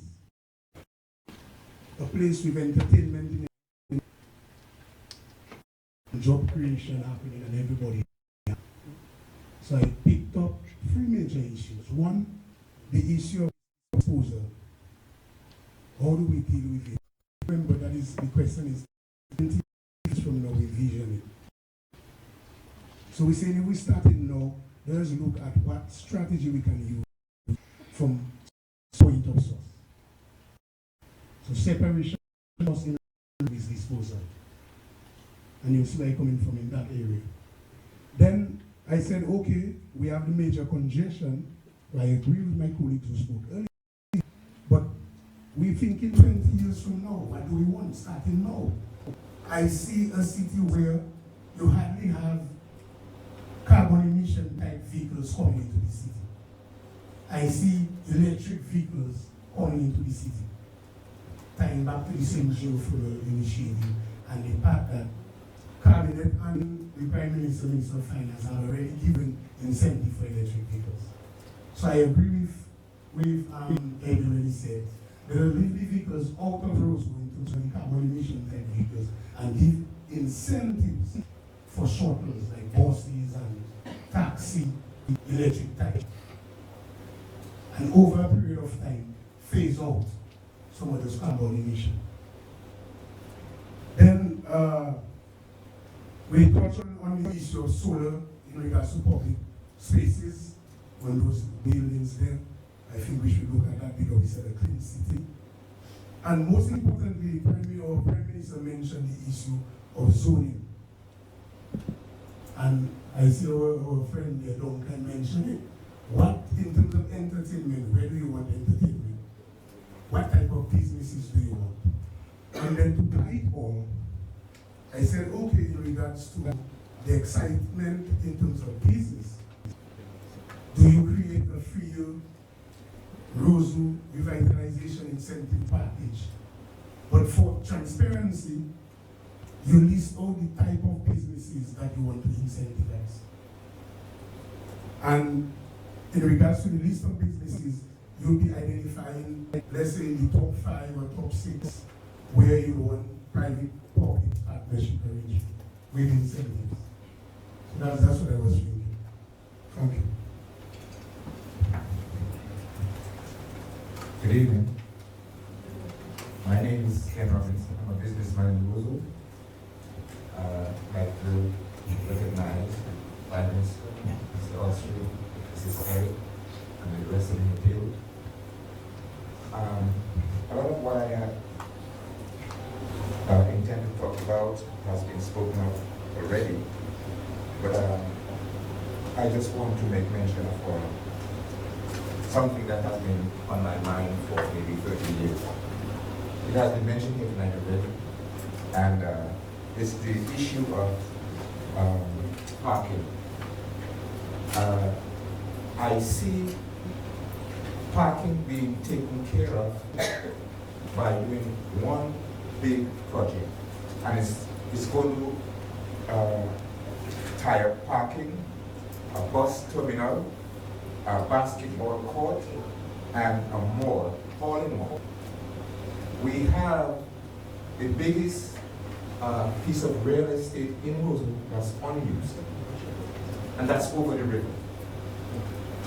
I would put a multi-story building over the river, right opposite the stadium, on the other side of the river. Right now there is just a piece of hill that's there that can also be used to do some of the parking. And in that multi-story building, you would have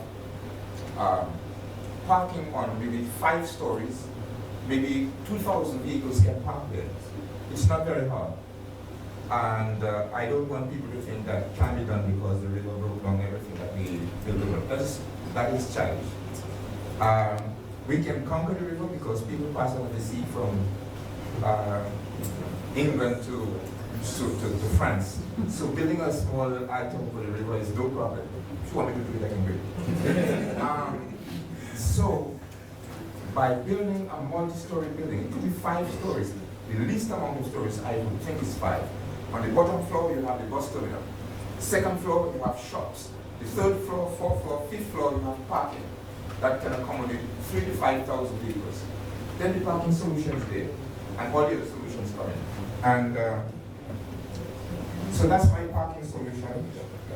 And I want to talk about a health situation that is not being looked at very well. One of the things that we must do, I see water on the table all about. Everybody has water. But there's no water for people to drink in Roseau. Not a fountain. Some time ago, they took down all the pipes, what we call pipes. And water is vital for good health. You have to drink water. You know water is the most expensive thing in your diet? Think about it. How many bottles of water you have to drink a day? And hold it up, and you see it's very expensive in your lunch. And so, I think putting some fountains in spots in Roseau, fountains that just keep pouring out water all day long. It doesn't have to be a powerful fountain, but something that somebody can take a bottle and grab a drink of water. Because while you might think it's not necessary, it could be unsightly. I don't think so. It could be placed in the proper place. I've been to France, I've been to Venice, and they are there. I've been to Switzerland. They are in those places. They are bigger countries than us. And you can get a drink of water anyway. So, I think addressing that situation, water situation, will keep our population a little more healthy. And that's something to look at.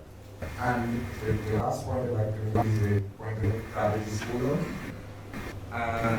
which has to be taken very seriously. And with drains being covered, it might pose a problem. So you have to look at that very carefully before you can cover those drains. Thank you very much. Good evening, everyone. My name is Kenny Green. I'm representing the DIC. First of all, I'd like to follow established protocol and congratulate the UNP for Roseau. I won't go into the passionate discussions about what we're going to see going ahead for Roseau. I think these discussions can be very open-ended. And whilst I appreciate that the government is opening the floor, I would like for there to be a vision of what the government is seeing themselves as having the mandate to execute right now. You have the mandate politically, and you have the issues that can be solved and sorted out. Some of them short term, some of them are medium term, and some of them are identified as long term. But I'd like to give a couple of suggestions. The first suggestion I'd like to give with regards actually to the pragmatic issue of how do you carry out working Roseau with minimum inconvenience. I mean, there will be inconvenience for business and for people in Roseau in developing and changing Roseau, is to move the working hours outside of normal working hours. It's a very simple thing that happens in most countries where work happens in evening shifts outside of the working hours. Because the inconvenience for businesses of having the streets, I mean, many business places will simply not be able to actually get walking traffic simply because of work going on, which is needed. But we want to kind of change the work culture, especially of doing construction and infrastructure work in Roseau, to being outside of the normal working hours. I think from a shift point of view, it's just a very simple pragmatic thing. The other thing from a short-term point of view, and this is an issue for many of our members, and I'll name three of them, well, two of them in particular, Flow and Richards, and of course, with the sidewalk vendors. We look at one side of the wheel, the sidewalk vendors do need a home, but at the same time, many of these businesses have been inconvenienced for years by the sidewalks basically barring some of the entrances and causing inconvenience to their own customers going in. And I know it's a balance, but we have to find a way to sort that situation out as soon as possible. It's something, again, short-term solutions, because the government has, and I like what I see in that you're indicating that you're going to get moving, but it would be great if the government identified from a milestone point of view what you're going to be able to achieve outside of these consultations in the next 3 to 6 months, the next year to 24 months, because often in the Caribbean we have what we call analysis paralysis, where we get consensus views, and we just keep on going around and around, we don't actually start it. And I appreciate what is happening now, but it would be great if you go after your short-term milestones that you know you don't need us to basically give you green light. So those are things that are pragmatic to us. The third thing, which is again very pragmatic, I do not believe, and many of our members speak about this, we love the idea of the green spaces in Roseau. There are many disused buildings in Roseau. And the problem that we've got is that it's a legal problem, because many of these properties are caught up and are tied up in familial disputes, non-registered land. It's just a mess. So trying to get consensus from property owners, that's a dead end. You're going to have to look at the legal solution for what could be expropriating, what could be taking control of the spaces, and where possible, acquiring or coming to a consensus with the property owners in the situations that you can. And I think if we do that, if we look at Roseau right now, it's very elderly unfriendly. You know, in terms of walking around, moving around, if we can create those green spaces where you have a lot of 1,500 square foot lot that you clear, you put a couple of benches, you green it, so people can stop. Even people, you know, office workers in Roseau needing to stop for a second and eat a meal. They have to take their food back into the office, which when you consider what Dominica is kind of nuts. So we have that as an ongoing issue. As a 3A to add on, if you look at the beautification, it's a facade issue. So you're looking at the facade of many of these buildings. We have right now a really strong group of artists, both older and younger, people like Shadrach and Garan Wilson, Bill Eaton, etc., who can be put forward with some members of the private sector to be able to look at visualizing what each of these streets can look like and then you actually get the consent of the property owners to be able to go ahead and do the facade. Because if you go ahead and you try to get the property owners to do that work and try and incent them, it's going to take a much longer process, because you're not going to get consensus. There's some people just want to talk to you. So just basically able to find ways to move and start things now. With regard to the parking solutions, everybody has an issue, but it's really about looking at the traffic flow and the social forward for footfall in Roseau. And if we look at that, and I know some of our members are going to be putting solutions and proposals to users, I think one is we're going to have to consider this, but it's going to go much deeper than this consensus audience. You're going to have to look at getting real professionals who are going to be able to look at the flow of Roseau, not just for now, but for the future. And you mandate your popular, the fact that you have now got the country at a stage where we are ready forward to things, and we can't wait anymore for a consensus. We are relying on you to be able to take this step.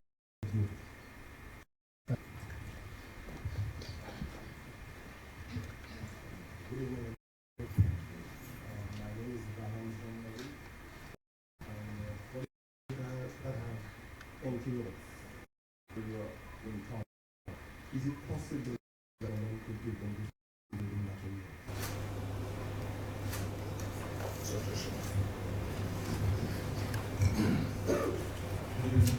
Good evening, everyone. Samuel Johnson. I came with three things, just like Mr. Justice said, in terms of parking and transportation. I think enough points have been raised about it. But in terms of the idle lots, I just want to raise it up again. I know there's alluded to that there's probably some negative reinforcement. As a free market capitalist, I think if there is a cost associated to having an empty idle property, things tend to sort themselves out.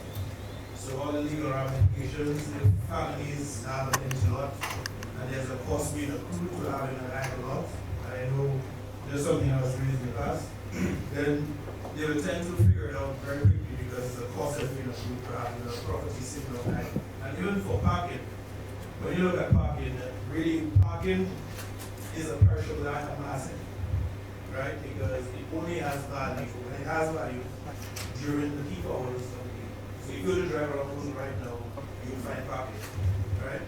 So if you were to put a value on parking, on street parking, people, for example, as what you said, who come in the morning and they park from 8 a.m. and don't do until 5 p.m. If there was a cost associated with that, they would find other places to park, right? And then the point that was raised with the private sector doing parking lots or whatever it is. If there is a cost associated with parking on the street, then those empty lots now have value, right? In that, and then you see all over the world, where guys find empty lots and they charge $30 for parking because it's $30 to park on the street. So there's a free market solution, I think, to that as well. And then thirdly, the ferry terminal, which was raised, is one of my pet peeves in that what we have on the ferry terminal in Roseau is a Boeing 747 landing 3 times a day. Right? That's almost 300 to 400 passengers that passes in front of us. And we squeeze them through services that were designed for the Yard 19-seater in Capeville. Right? In terms of the whole experience that they go through. So I don't think we've really stepped back and realized that the volume of traffic that we have and it passes right in front of us 3 to 4 times a day. What can be done to get more passengers off those boats to come ashore? And I know there was talk about the texture building, but I don't know about you, but when last time you gone to post something in the post office or write a letter, lick a stamp and post it? That is another premise of property which is right across the ferry terminal.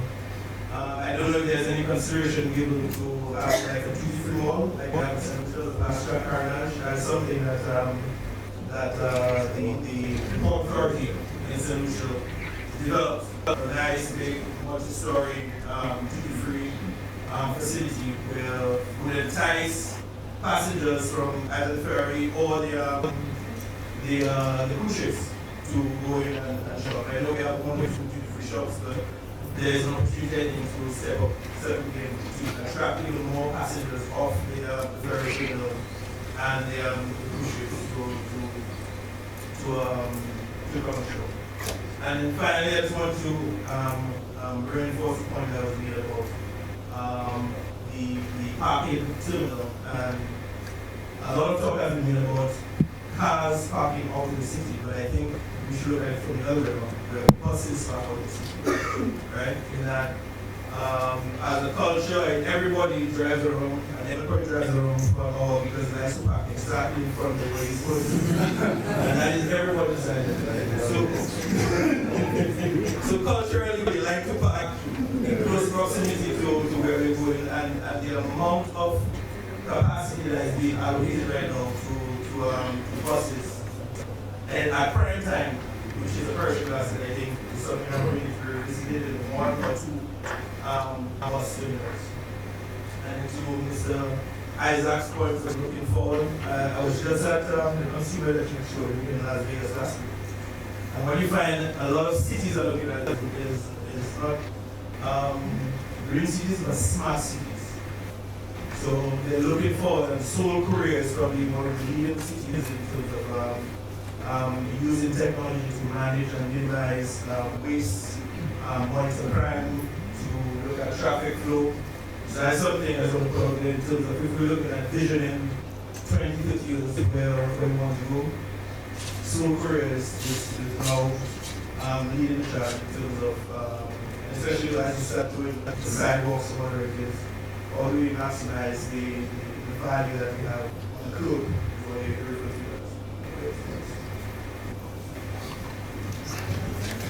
Good evening, everybody, and of course, the people across the power.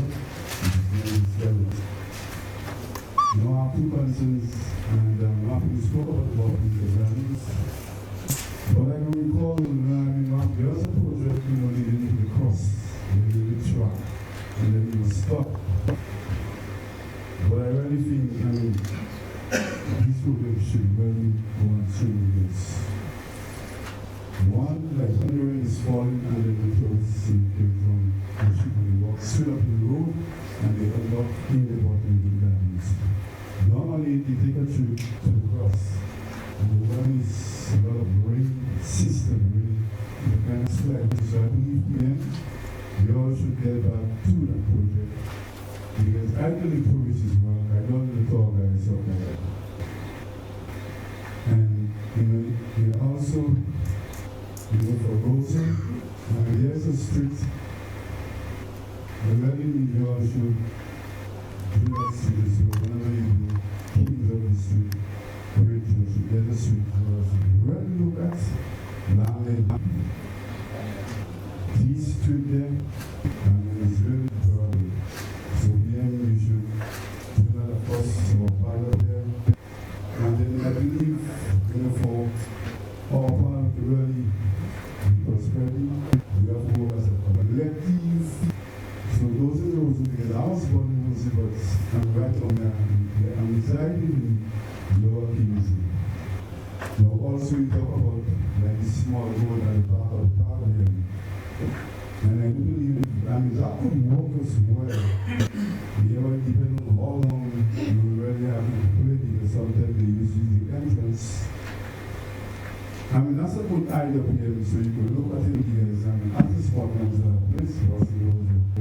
And really, say what is here, we're going to find, a lot of guys come to small and the uses, the field, the pretty pitch in the areas. And that's a great idea, so you should really go ahead. Another story, because I believe tourism, shipments, we deal with massive Holland problem. But I believe we need a fairness because, trust me, too long we've been planning that and we never plan that.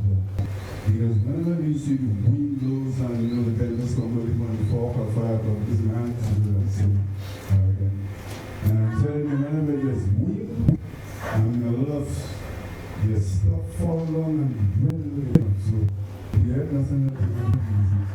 You pick it up with your plants, and you need to be the vendors markets. So you can create a nice space and ambience, and so it's always be walking in a nice area. Maybe get caught, you never know. So, and then thirdly, that in terms of the washroom facilities, we really need that because too long, and guys will be all around the place and it is unpleasant. And so these two things, and we are no, you guys will see that it is really needed and really valued, especially for the veterans and the people. Yes, I do as well. So two things, we track to the cost, and one of it, we talk about trust, notice the important balance, they have to leave, and they can be created for a lot of people. I'm going to come inside here, stepping in freely, because I believe in the government, there's the only place that have a botanical gardens and you can walk in free, because I was told all the other islands, you pay a fee, but in the government, it will be nice, so you can stay. So I believe if you really create it there, it will be a wonderful site for the tourists. I believe you will create an ambience for Melissa City and for us as well. Thank you.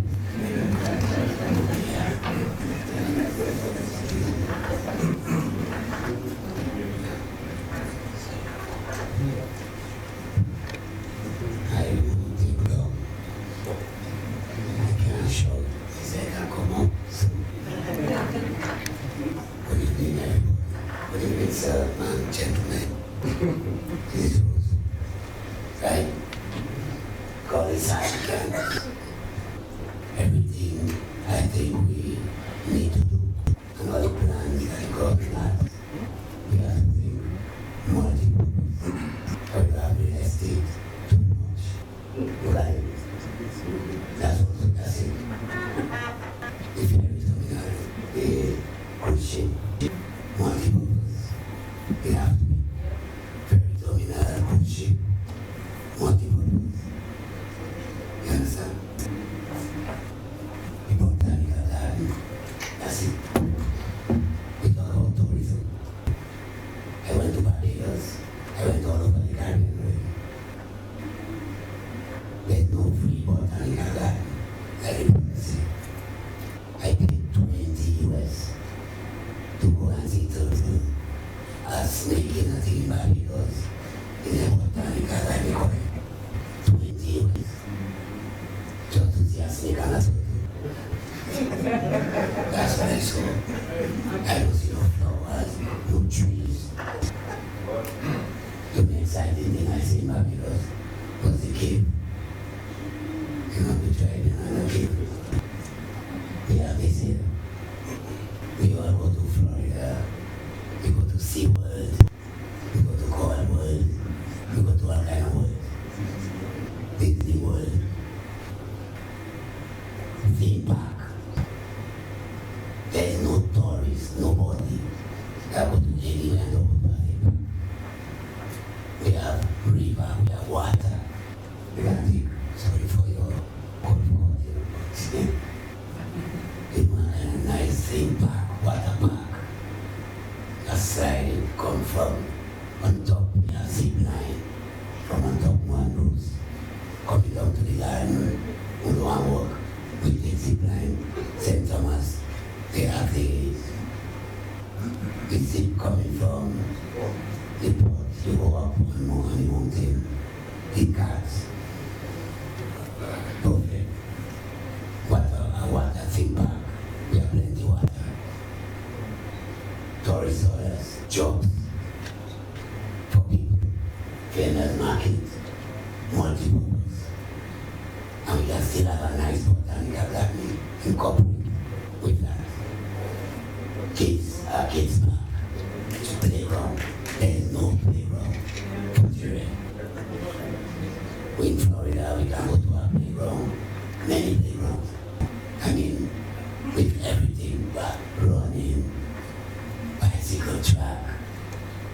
So, swings, multi-purpose, it can happen there. Understand? Entertainment.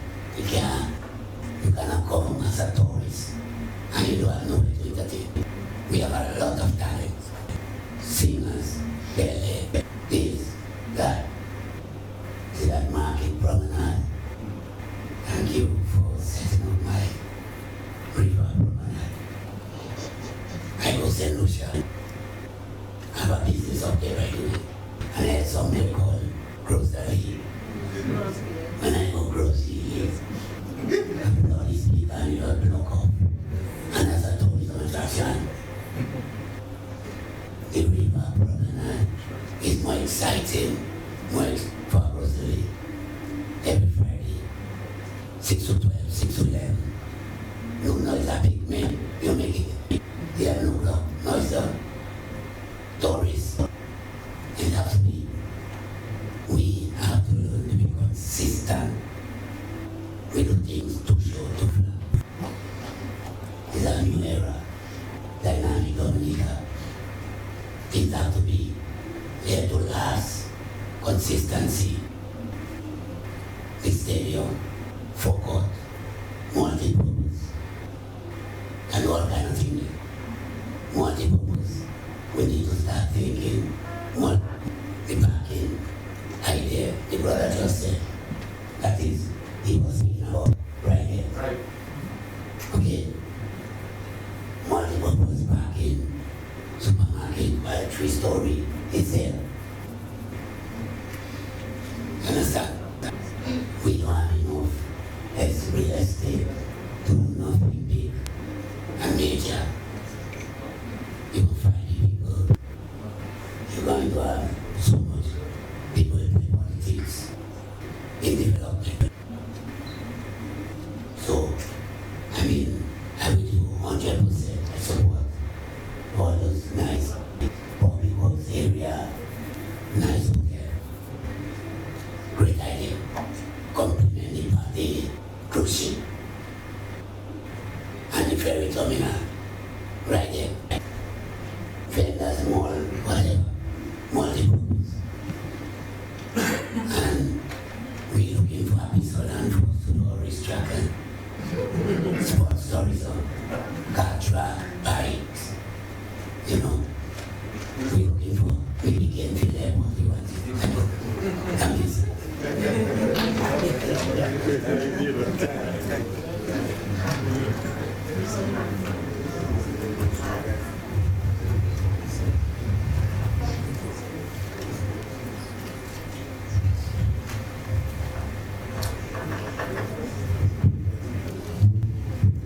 Good evening, Robert East, Ministry of Education.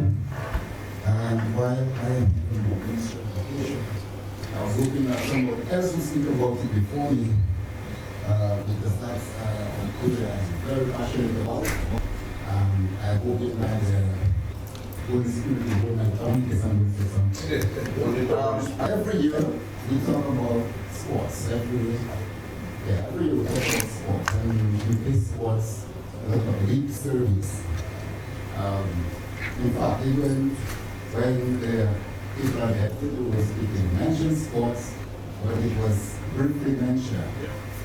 In Roseau, I have played in Roseau all my life. I haven't played sports all my life. I represented them for the national team as a player, as a manager, as a coach. I started playing volleyball, for example, in 1986 on a grass court outside grammar school. I left the national, I stopped playing on the national team in about 2002, playing on an outdoor facility. I left Dominica for 3 years, came back. I managed the Dominica volleyball team, national team, senior men national volleyball team, training on an outdoor court. I left. I stopped with sports administration, still on an outdoor court. Every island in the OCS has an indoor facility. In Dominica, we have, well, you know what we haven't done. I have spoken to a lot of people about sports tourism, and while tell me that it's a good idea, and we should have some more discussion on that. Nothing has come out of that. Just a little idea. One competition, for example, 8 OCS islands. OCS, well, I'm not looking for the big World Cup qualifiers. We would have 8 OCS islands coming with 120 athletes who will be occupying hotel rooms. These athletes will need to be fed, they will need to be transported, they will purchase souvenirs,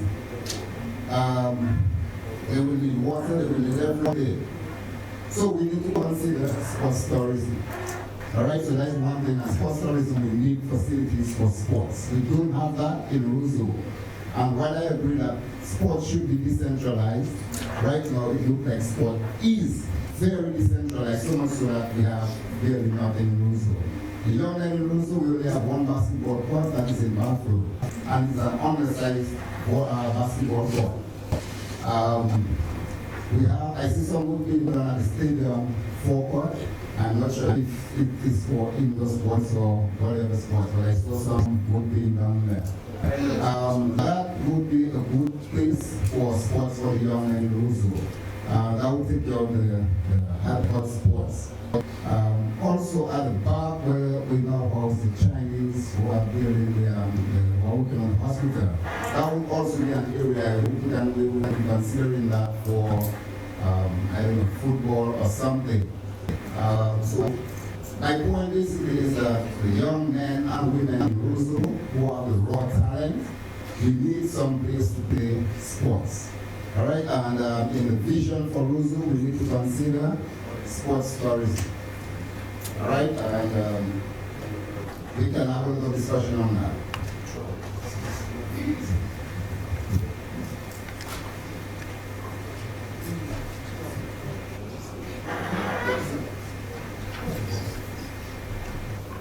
President, good evening, Honorable Prime Minister and the honorable members of Cabinet. I am Donnie Williams, I'm an entrepreneur. I think the issue of Roseau is very acute, and I think what we're failing to realize that Roseau is really being suffocated because of a land ownership issue. Roseau is landlocked, and any person who takes a walk around Roseau, perhaps at night, we realize you have a lot of dilapidated structures and houses and abandoned properties in Roseau. Now, what you have in Roseau really is a silent cartel, because a lot of these properties are owned by various persons who will not sell their properties. If they in fact decide to sell, they will ask for an astronomical price, sometimes $400 a square foot, $450. And even when you come with the money, they will watch you and say, straight, I'm not selling my property to you. Okay? So what I'm saying here is that we can have these consultations, but we have to take decisive action. Because what is happening is a kind of anarchy, where persons hold on to properties. They will say, well, I'm holding on to this property, I'm holding for speculative purposes, or I'm holding for my children, or I will give it to them, but they will only get it when I die. We have to find ways, following Tortola and the other islands, where you go out, and if the properties are not being utilized, we impose the requisite taxes through the legislative framework. We introduce legislation, and you force persons to either tear down those dilapidated structures on the basis that they are posing as health risks, fire hazards, etc. We find creative ways to force persons and to develop the properties that they have. We would have to, therefore, take, after tonight, let us go around town, we set up a little team, and let us pinpoint some of these properties, and let us figure out what can be done. And on what can be done? The government can embark on public acquisition in instances where persons have refused to develop, or for some reason don't have the means to develop. You acquire these properties and you set it up as platforms for business incubator houses. There are a lot of young persons in Roseau who would like to set up businesses, but they have no option as far as getting a suitable place. It is virtually impossible if you are not already in business and you wish to go into business to find rental space to set up anything in Roseau. At $450 a square foot, $400 a square foot, $350 a square foot in town, it means land in Roseau is more expensive than land in Port of Spain, Trinidad, or land in Bridgetown, Barbados, right? And if square feet, they will need another $1 million, 1.2, 1.5 to put up anything decent. Now, even when you look at the rental income one was to get upon developing that structure, it's virtually impossible, coupled with the interest rate that any bank is going to charge. And as such, these are some of the things that the government has to take into account and figure out what can we do to force the hands of some of these landowners to part with these properties.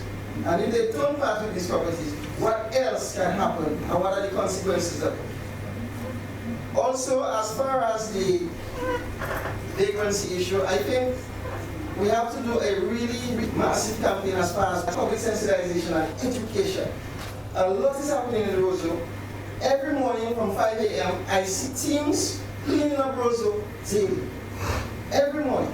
In Stallone, King George Street, Great George Street, and a lot is being done as far as keeping the city tidy. But there has to be greater awareness. I remember as a child, there would be signs do not litter. Today we have receptacles everywhere. But our society is one where we take our environment lightly and we don't take heed whether there's signage, whether there's receptacles, and we just casually dispose of trash everywhere and anywhere. So something has to be done when you take some of the very persons that we have who are not working, make them work with little ones and give them the resources to police the streets when necessary. Alright? Some of the trash is being disposed by business houses and not being done properly. Some of them done by persons. We have to do more as a society to really police the town if we want to see Roseau a better place tomorrow.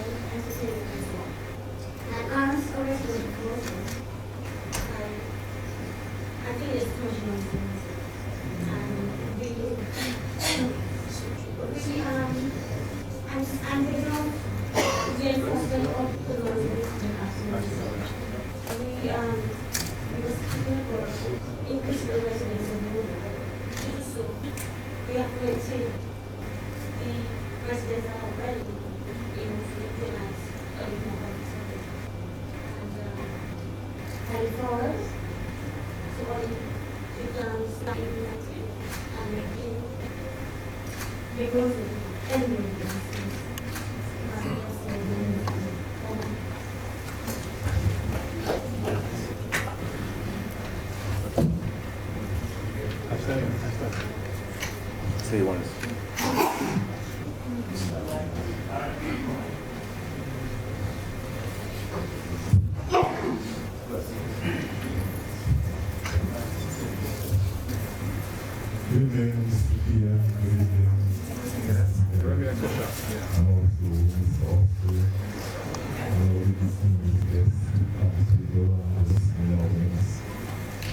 I was born and raised in Roseau, like I said, Emil.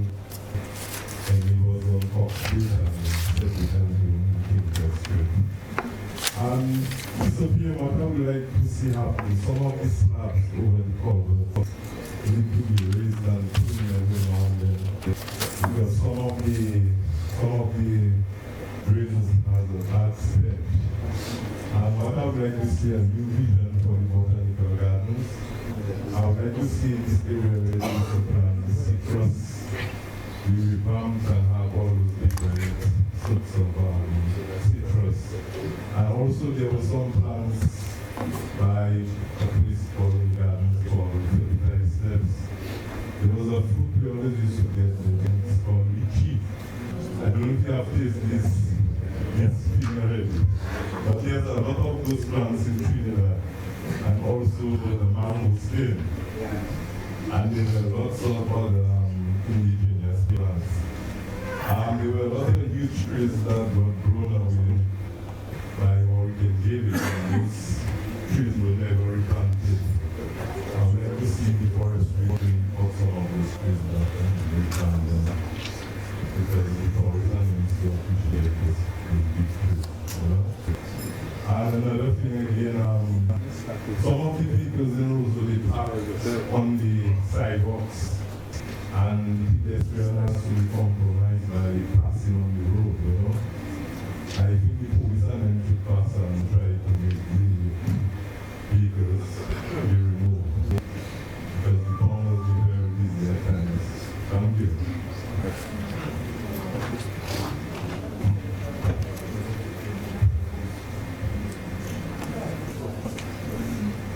Yes, thank you, Prime Minister and other members of the table. I just wanted to make an observation there as we talk about washroom facilities in the city. The concern was brought to my attention some time ago by some of our seniors that we allow multi-million-dollar supermarkets and different businesses to establish in the city, but they do not have a washroom facility that if a senior or someone in there, have an emergency that they can attend to them. And I think that is a very important point we need to look at as we talk about planning for the city, and not just the city, but other areas that we're looking at developing, because you build almost $3 million to put up a facility, and then the washroom that is in there is for the staff. It should be mandatory that there is a facility for the public to use. They come to spend their money, it should be mandatory that we make planning and enforce on those businesses as we move forward. And I think that will help to eliminate some of the problems we have when people go and urinate outside of the very businesses where they are purchasing. I would like for us to take that into consideration. Additionally, in reference to the animals, we need to have a permanent area where we can deal with strains. It's not just Roseau, but Kenfield and the other communities where these animals are loose all over the place. You capture them. We need to have a permanent location where we can take them to. And I think we can establish one location that will not just deal with Roseau, but deal with all the neighboring communities adjacent to Roseau as well. One of the problems I found with derelict vehicles, being chairman of the Kenfield and Council for 50 years, is that we always had a problem with where we would hold the vehicles. So even if you have the right to put notice on a person's vehicle and the law, you can remove it, but you cannot just dispose of the vehicle.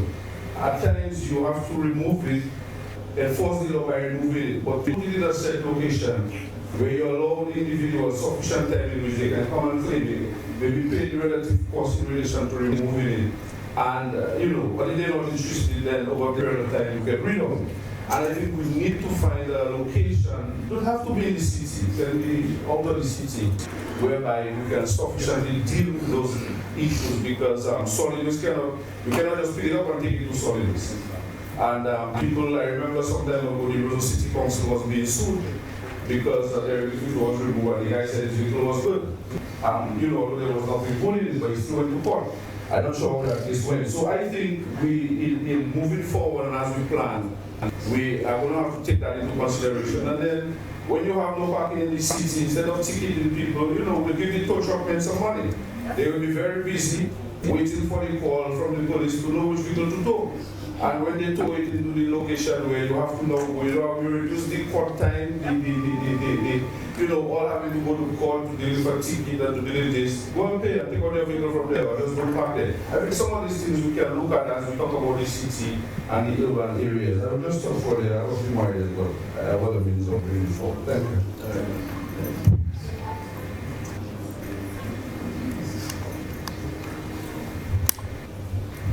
This is to the Finance Council Promotion Representative, we'll also resolve Mr. Silva.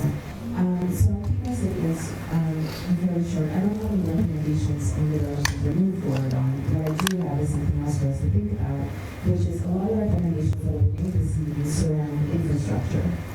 And no matter how beautiful Roseau looks, if the products, the services, the policy, the processes, the systems are not in place to support a functional capital city, it will not be efficient for anybody that lives there or operates there.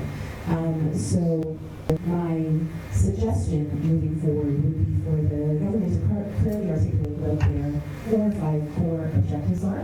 What the milestones of that would be, prioritize that, but also utilize data to substantiate the direction we take. So for example, we spoke quite a bit about tourism within Roseau and surrounding area. But what data do we have to substantiate those opinions? One suggestion would be to utilize the Brady report that is issued yearly by the cruise ships that speaks to where Dominica sits within the cruise industry for tourists. There's a recommendation to do a duty-free. Unfortunately, Dominica is not seen as duty-free shopping, and because of where Dominica sits within the cruise itinerary, we're either first on the list or last on the list. And when we're first on the list, they have other destinations where shopping is more lucrative. If we're last on the list, they've already spent their money. So it may not be beneficial for us to invest our scarce resources into putting in a duty-free shopping center when tourists are not coming here to go shopping. And then the last recommendation I would make has to do with homelessness. Vagrancy is a symptom of a number of other effects. And if we're looking to solve the issue to homelessness, I would highly recommend we look to how do we take care of our mentally ill, our drug addicts, how do we feed our homeless, where do they sleep? We don't have a homeless shelter in Dominica. We don't have a drug rehabilitation center in Dominica. Our psychiatric unit leaves a lot to be desired.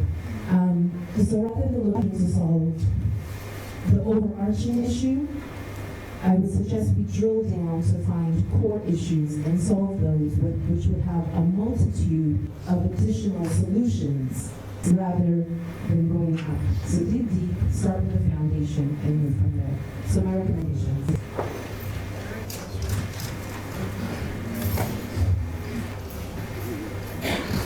We'll take one more comment, please.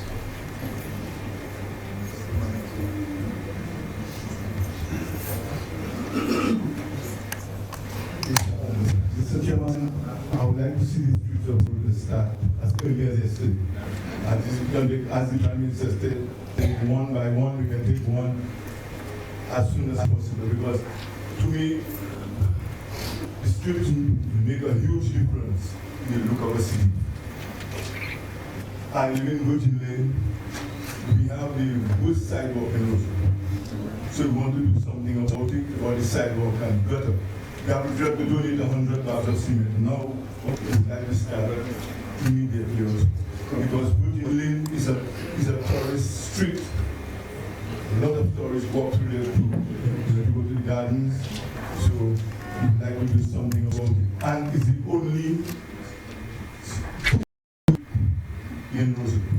Every other street in town is one way, and we maintain that. So if we can, we are on a, if we dig the gutter 3 inches, we can get 3 inches to slap the gutter, make the gutter part of the road, and we raise the sidewalk. We'll have a modern area too. There is something I had mentioned when Mr. Tong had just taken up as Minister of Tourism.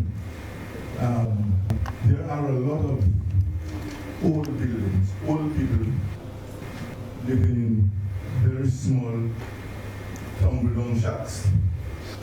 If someone could approach these people to see if they could, something could be done, like those who are willing to develop the area, pay them so much, house them while the building is going up. When it's built, give them an apartment on the ground floor towards the back, because if you spend money, you want to make as much as possible over the front, but give them a comfortable apartment at the back. So they can go in, they have a living room, kitchen, or kitchenette, fridge, stove, water, toilet, everything. Because most of the people don't have these things today, they'll be happy for that. And eventually, after they die, it goes to the new one.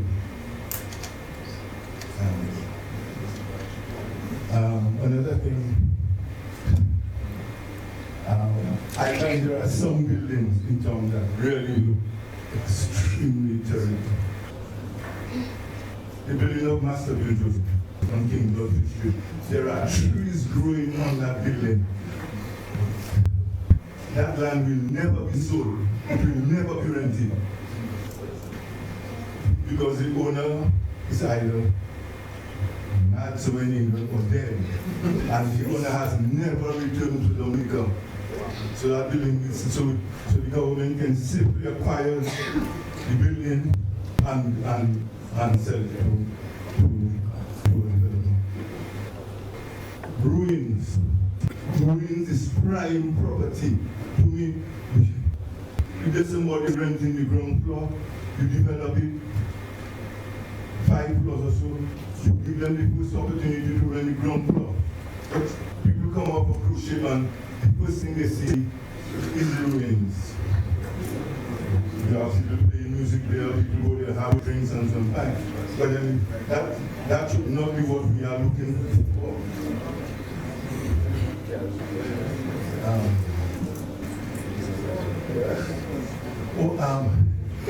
I don't know if we consider Kinville Cliffs part of Roseau, but I also noticed that we haven't had lights on the Kinville Cliffs since the hurricane. And I'm very happy to see lights going up all over the country. I think we have lights almost all the way portion of now. We don't have lights on the Kinville Cliffs. I hope something is going to be done about that soon.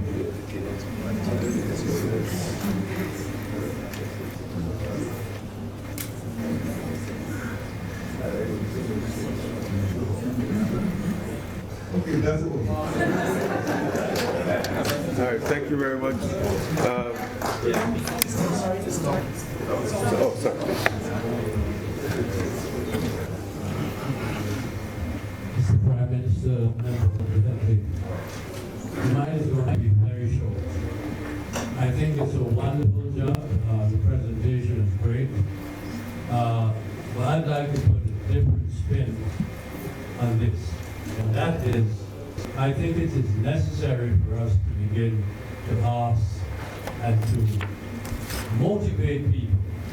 Because you can give all the incentives in the world. I've seen, there was one time when the government gave lower prices on, or caused the merchants to give lower prices on paint so that people could paint their house. Few people did it, but it didn't work. Because there was not the buy-in. There was not the claiming of ownership.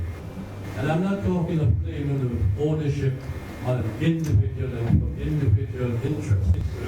I'm talking of all of us recognizing that we have a responsibility to this country. We have to say we are Dominicans. We can get it done. We will do it. There was a time, a long time ago, when there was home and gardens, beautification, and people in the village would plant hedges and plant flowers, and it was their pride and joy. Not because they got it free, but because it was something inside of them that drives them every day to achieve and want to see their country move along. I think, Prime Minister, that what we need is, in addition to all that we're doing and all that we're going to give, as I said, we have to get people to recognize that it is not just receiving, it's giving. What part can I give to my country? It's not going to the army and going to the navy, but we can give to our country in different ways. And I think this is absolutely necessary because the people who give and who receive some of the houses 20 years down the line, I don't know if they will say it has to be fixed. And every year, should I put something onto this house? Should I do something? We have to have ownership. And until we begin to have that ownership, all we will do is literally put our hands out for handouts. Thank you very much. we have taken note of all of the comments made and the suggestions made. Clearly, some of the points we've raised will require public advocacy on all our parts. I mean, we spoke about noise abatement. We spoke about the issue of stray dogs and cats in the city. The issue of proper garbage disposal. So I think we have to start having those public advocacy taking place to orient people into those directions and to get people to be more cognizant of their own individual and by extension collective responsibility to those things, because it's going to require societal response. We have legislation in terms of noise abatement. And we reference the point that it is not being properly implemented. We have issue of litter control and management in the country. Again, it's not being properly implemented. And so while we have the legislation to address it, we have to see how we can orient the thinking and the practices and the behavior of all of us concerned, and to see how we can get a greater appreciation for these things.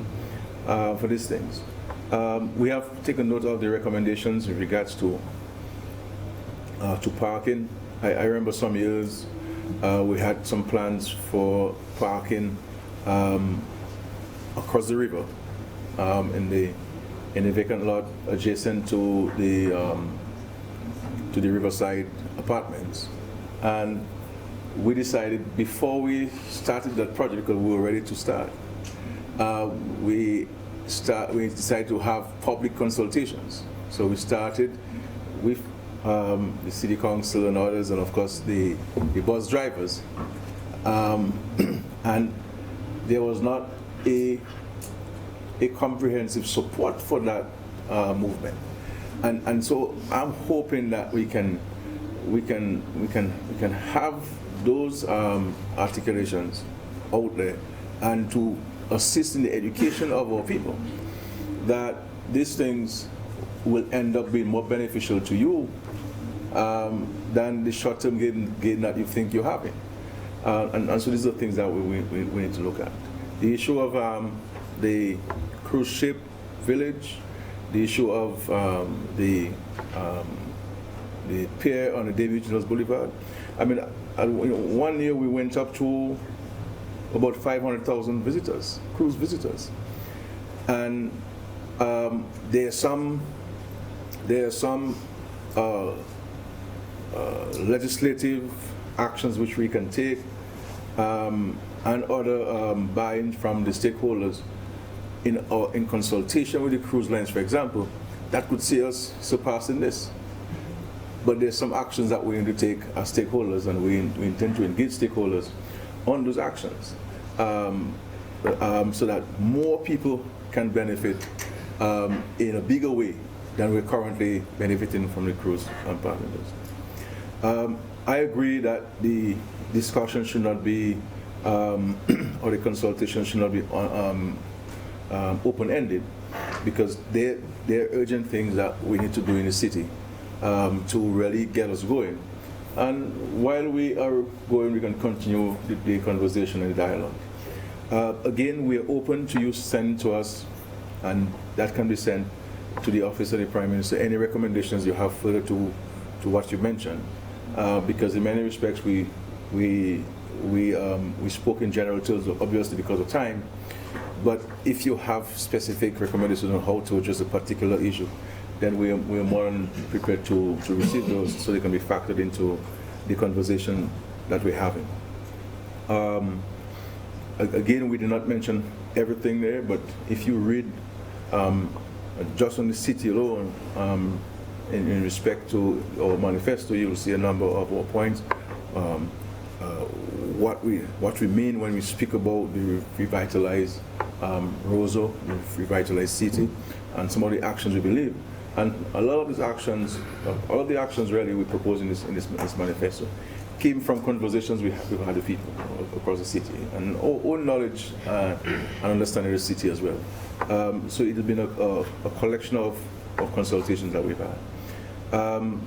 And so let us advance it. There are some actions that we intend to take urgently or continue to take. That is regards to the Roseau enhancement. We all agree. I don't think there's any further discussion we need to have in respect to the streets need to be reconstructed, the sidewalks need to be reconstructed, the issue of the undergrounding of the electrical lines and cables and so forth. These are things that we need to do that will immediately create a new facelift for the city, enhance communication, enhance the use of the city by pedestrians and others alike. So let us continue the conversation. We're grateful for you accepting our invitation to discuss this. I recognize, but that you did not say much, except my friend at the back, who referenced the 9-hole golf course and so on. Though I recognize my friend Mr. Abraham suggested that we should plan some revamp the citrus program there and so on, but there we can have discussions on it. But I believe that we really need to see things that can create jobs for the economy, create more opportunities for small business owners. I mean, we go to places and we see a simple range where guys come and just shoot balls, or practice shooting ball, and the volume of traffic that takes place in there, and so forth. And the points of whether we are a duty-free, we have to demand our space, our share of the market, and I think that not only for the cruise people, but somebody we have 1 million people in between Guadeloupe and Martinique, plus another 1 million who from France who make their vacation home. And then these people have purchasing power. They come to Dominica, and if we have duty free for these people who come from Martinique and Guadeloupe, the business is tremendous. So we don't have to go and fight for the person from Alaska. We have 1 million people right there, Europeans, right there in a Caribbean space. So I think we have to get out of the box, take decisive actions, and work towards making those things successful. Cruise ship, while it doesn't bring much money into the treasury, but it is a major source of employment for thousands of people. And we believe that those who are engaged in the cruise industry can make more if we organize ourselves better. You understand? And the issue of more organized stores, while some people don't see the long-term benefit in this, there is a serious benefit, because the cruise ships will come where they make money, and they make money through the tours. So more organized stores they have is better for them. I remember meeting with Nicky Harrison, the owner of Carnival Cruise Line, and here is a capitalist telling me that I should do like Russia. So I said, what do you mean? You know, I should do like Russia. He says, well, you know, to get off the cruise ship in Russia, the only way you can get a visa is if you have an organized store paid for. So, you know, so the only way the Russians will give you a visa to get off the ship is if you can show that you have an organized store paid for with the cruise line. So, and he makes a fortune out of Russia. So, this is, you know, I suspect his folks are watching us on Facebook. Yeah. But they prepare to assist us in getting the larger slice of the market. But we have to do things differently. We have to do things in a more organized and more progressive manner, and a more disciplined manner. And I think we have to reinstill in us a sense of order, a sense of discipline, a sense of doing things properly, a greater appreciation for the environment, a greater appreciation for the discomfort or the comfort of our neighbors, etc., etc. But it's late, and I'm sure it's past the bedtime for most of us. So I don't want to detain you any further. But we're going to continue. Again, if you have any further guidance for us, please feel free to reach out to us. Please feel free to submit it to us in writing or otherwise. We are very open to this. I know there are some people who think that, look, you have 18 out of 21 seats in the parliament. You got about almost 60% of the popular vote. You have an unprecedented fifth term. Just go ahead and do what you want and so. But I believe sometimes the older you get, the greater wisdom you get and so on. And I've decided to go the route of even more consultation and even more engagement of the public, and because the more successful you get, the greater your level of humility should be, and therefore we exercise and demonstrating that by engaging the public at all levels on matters relating to the advancement and development of Dominica. Thank you very much, and God bless you.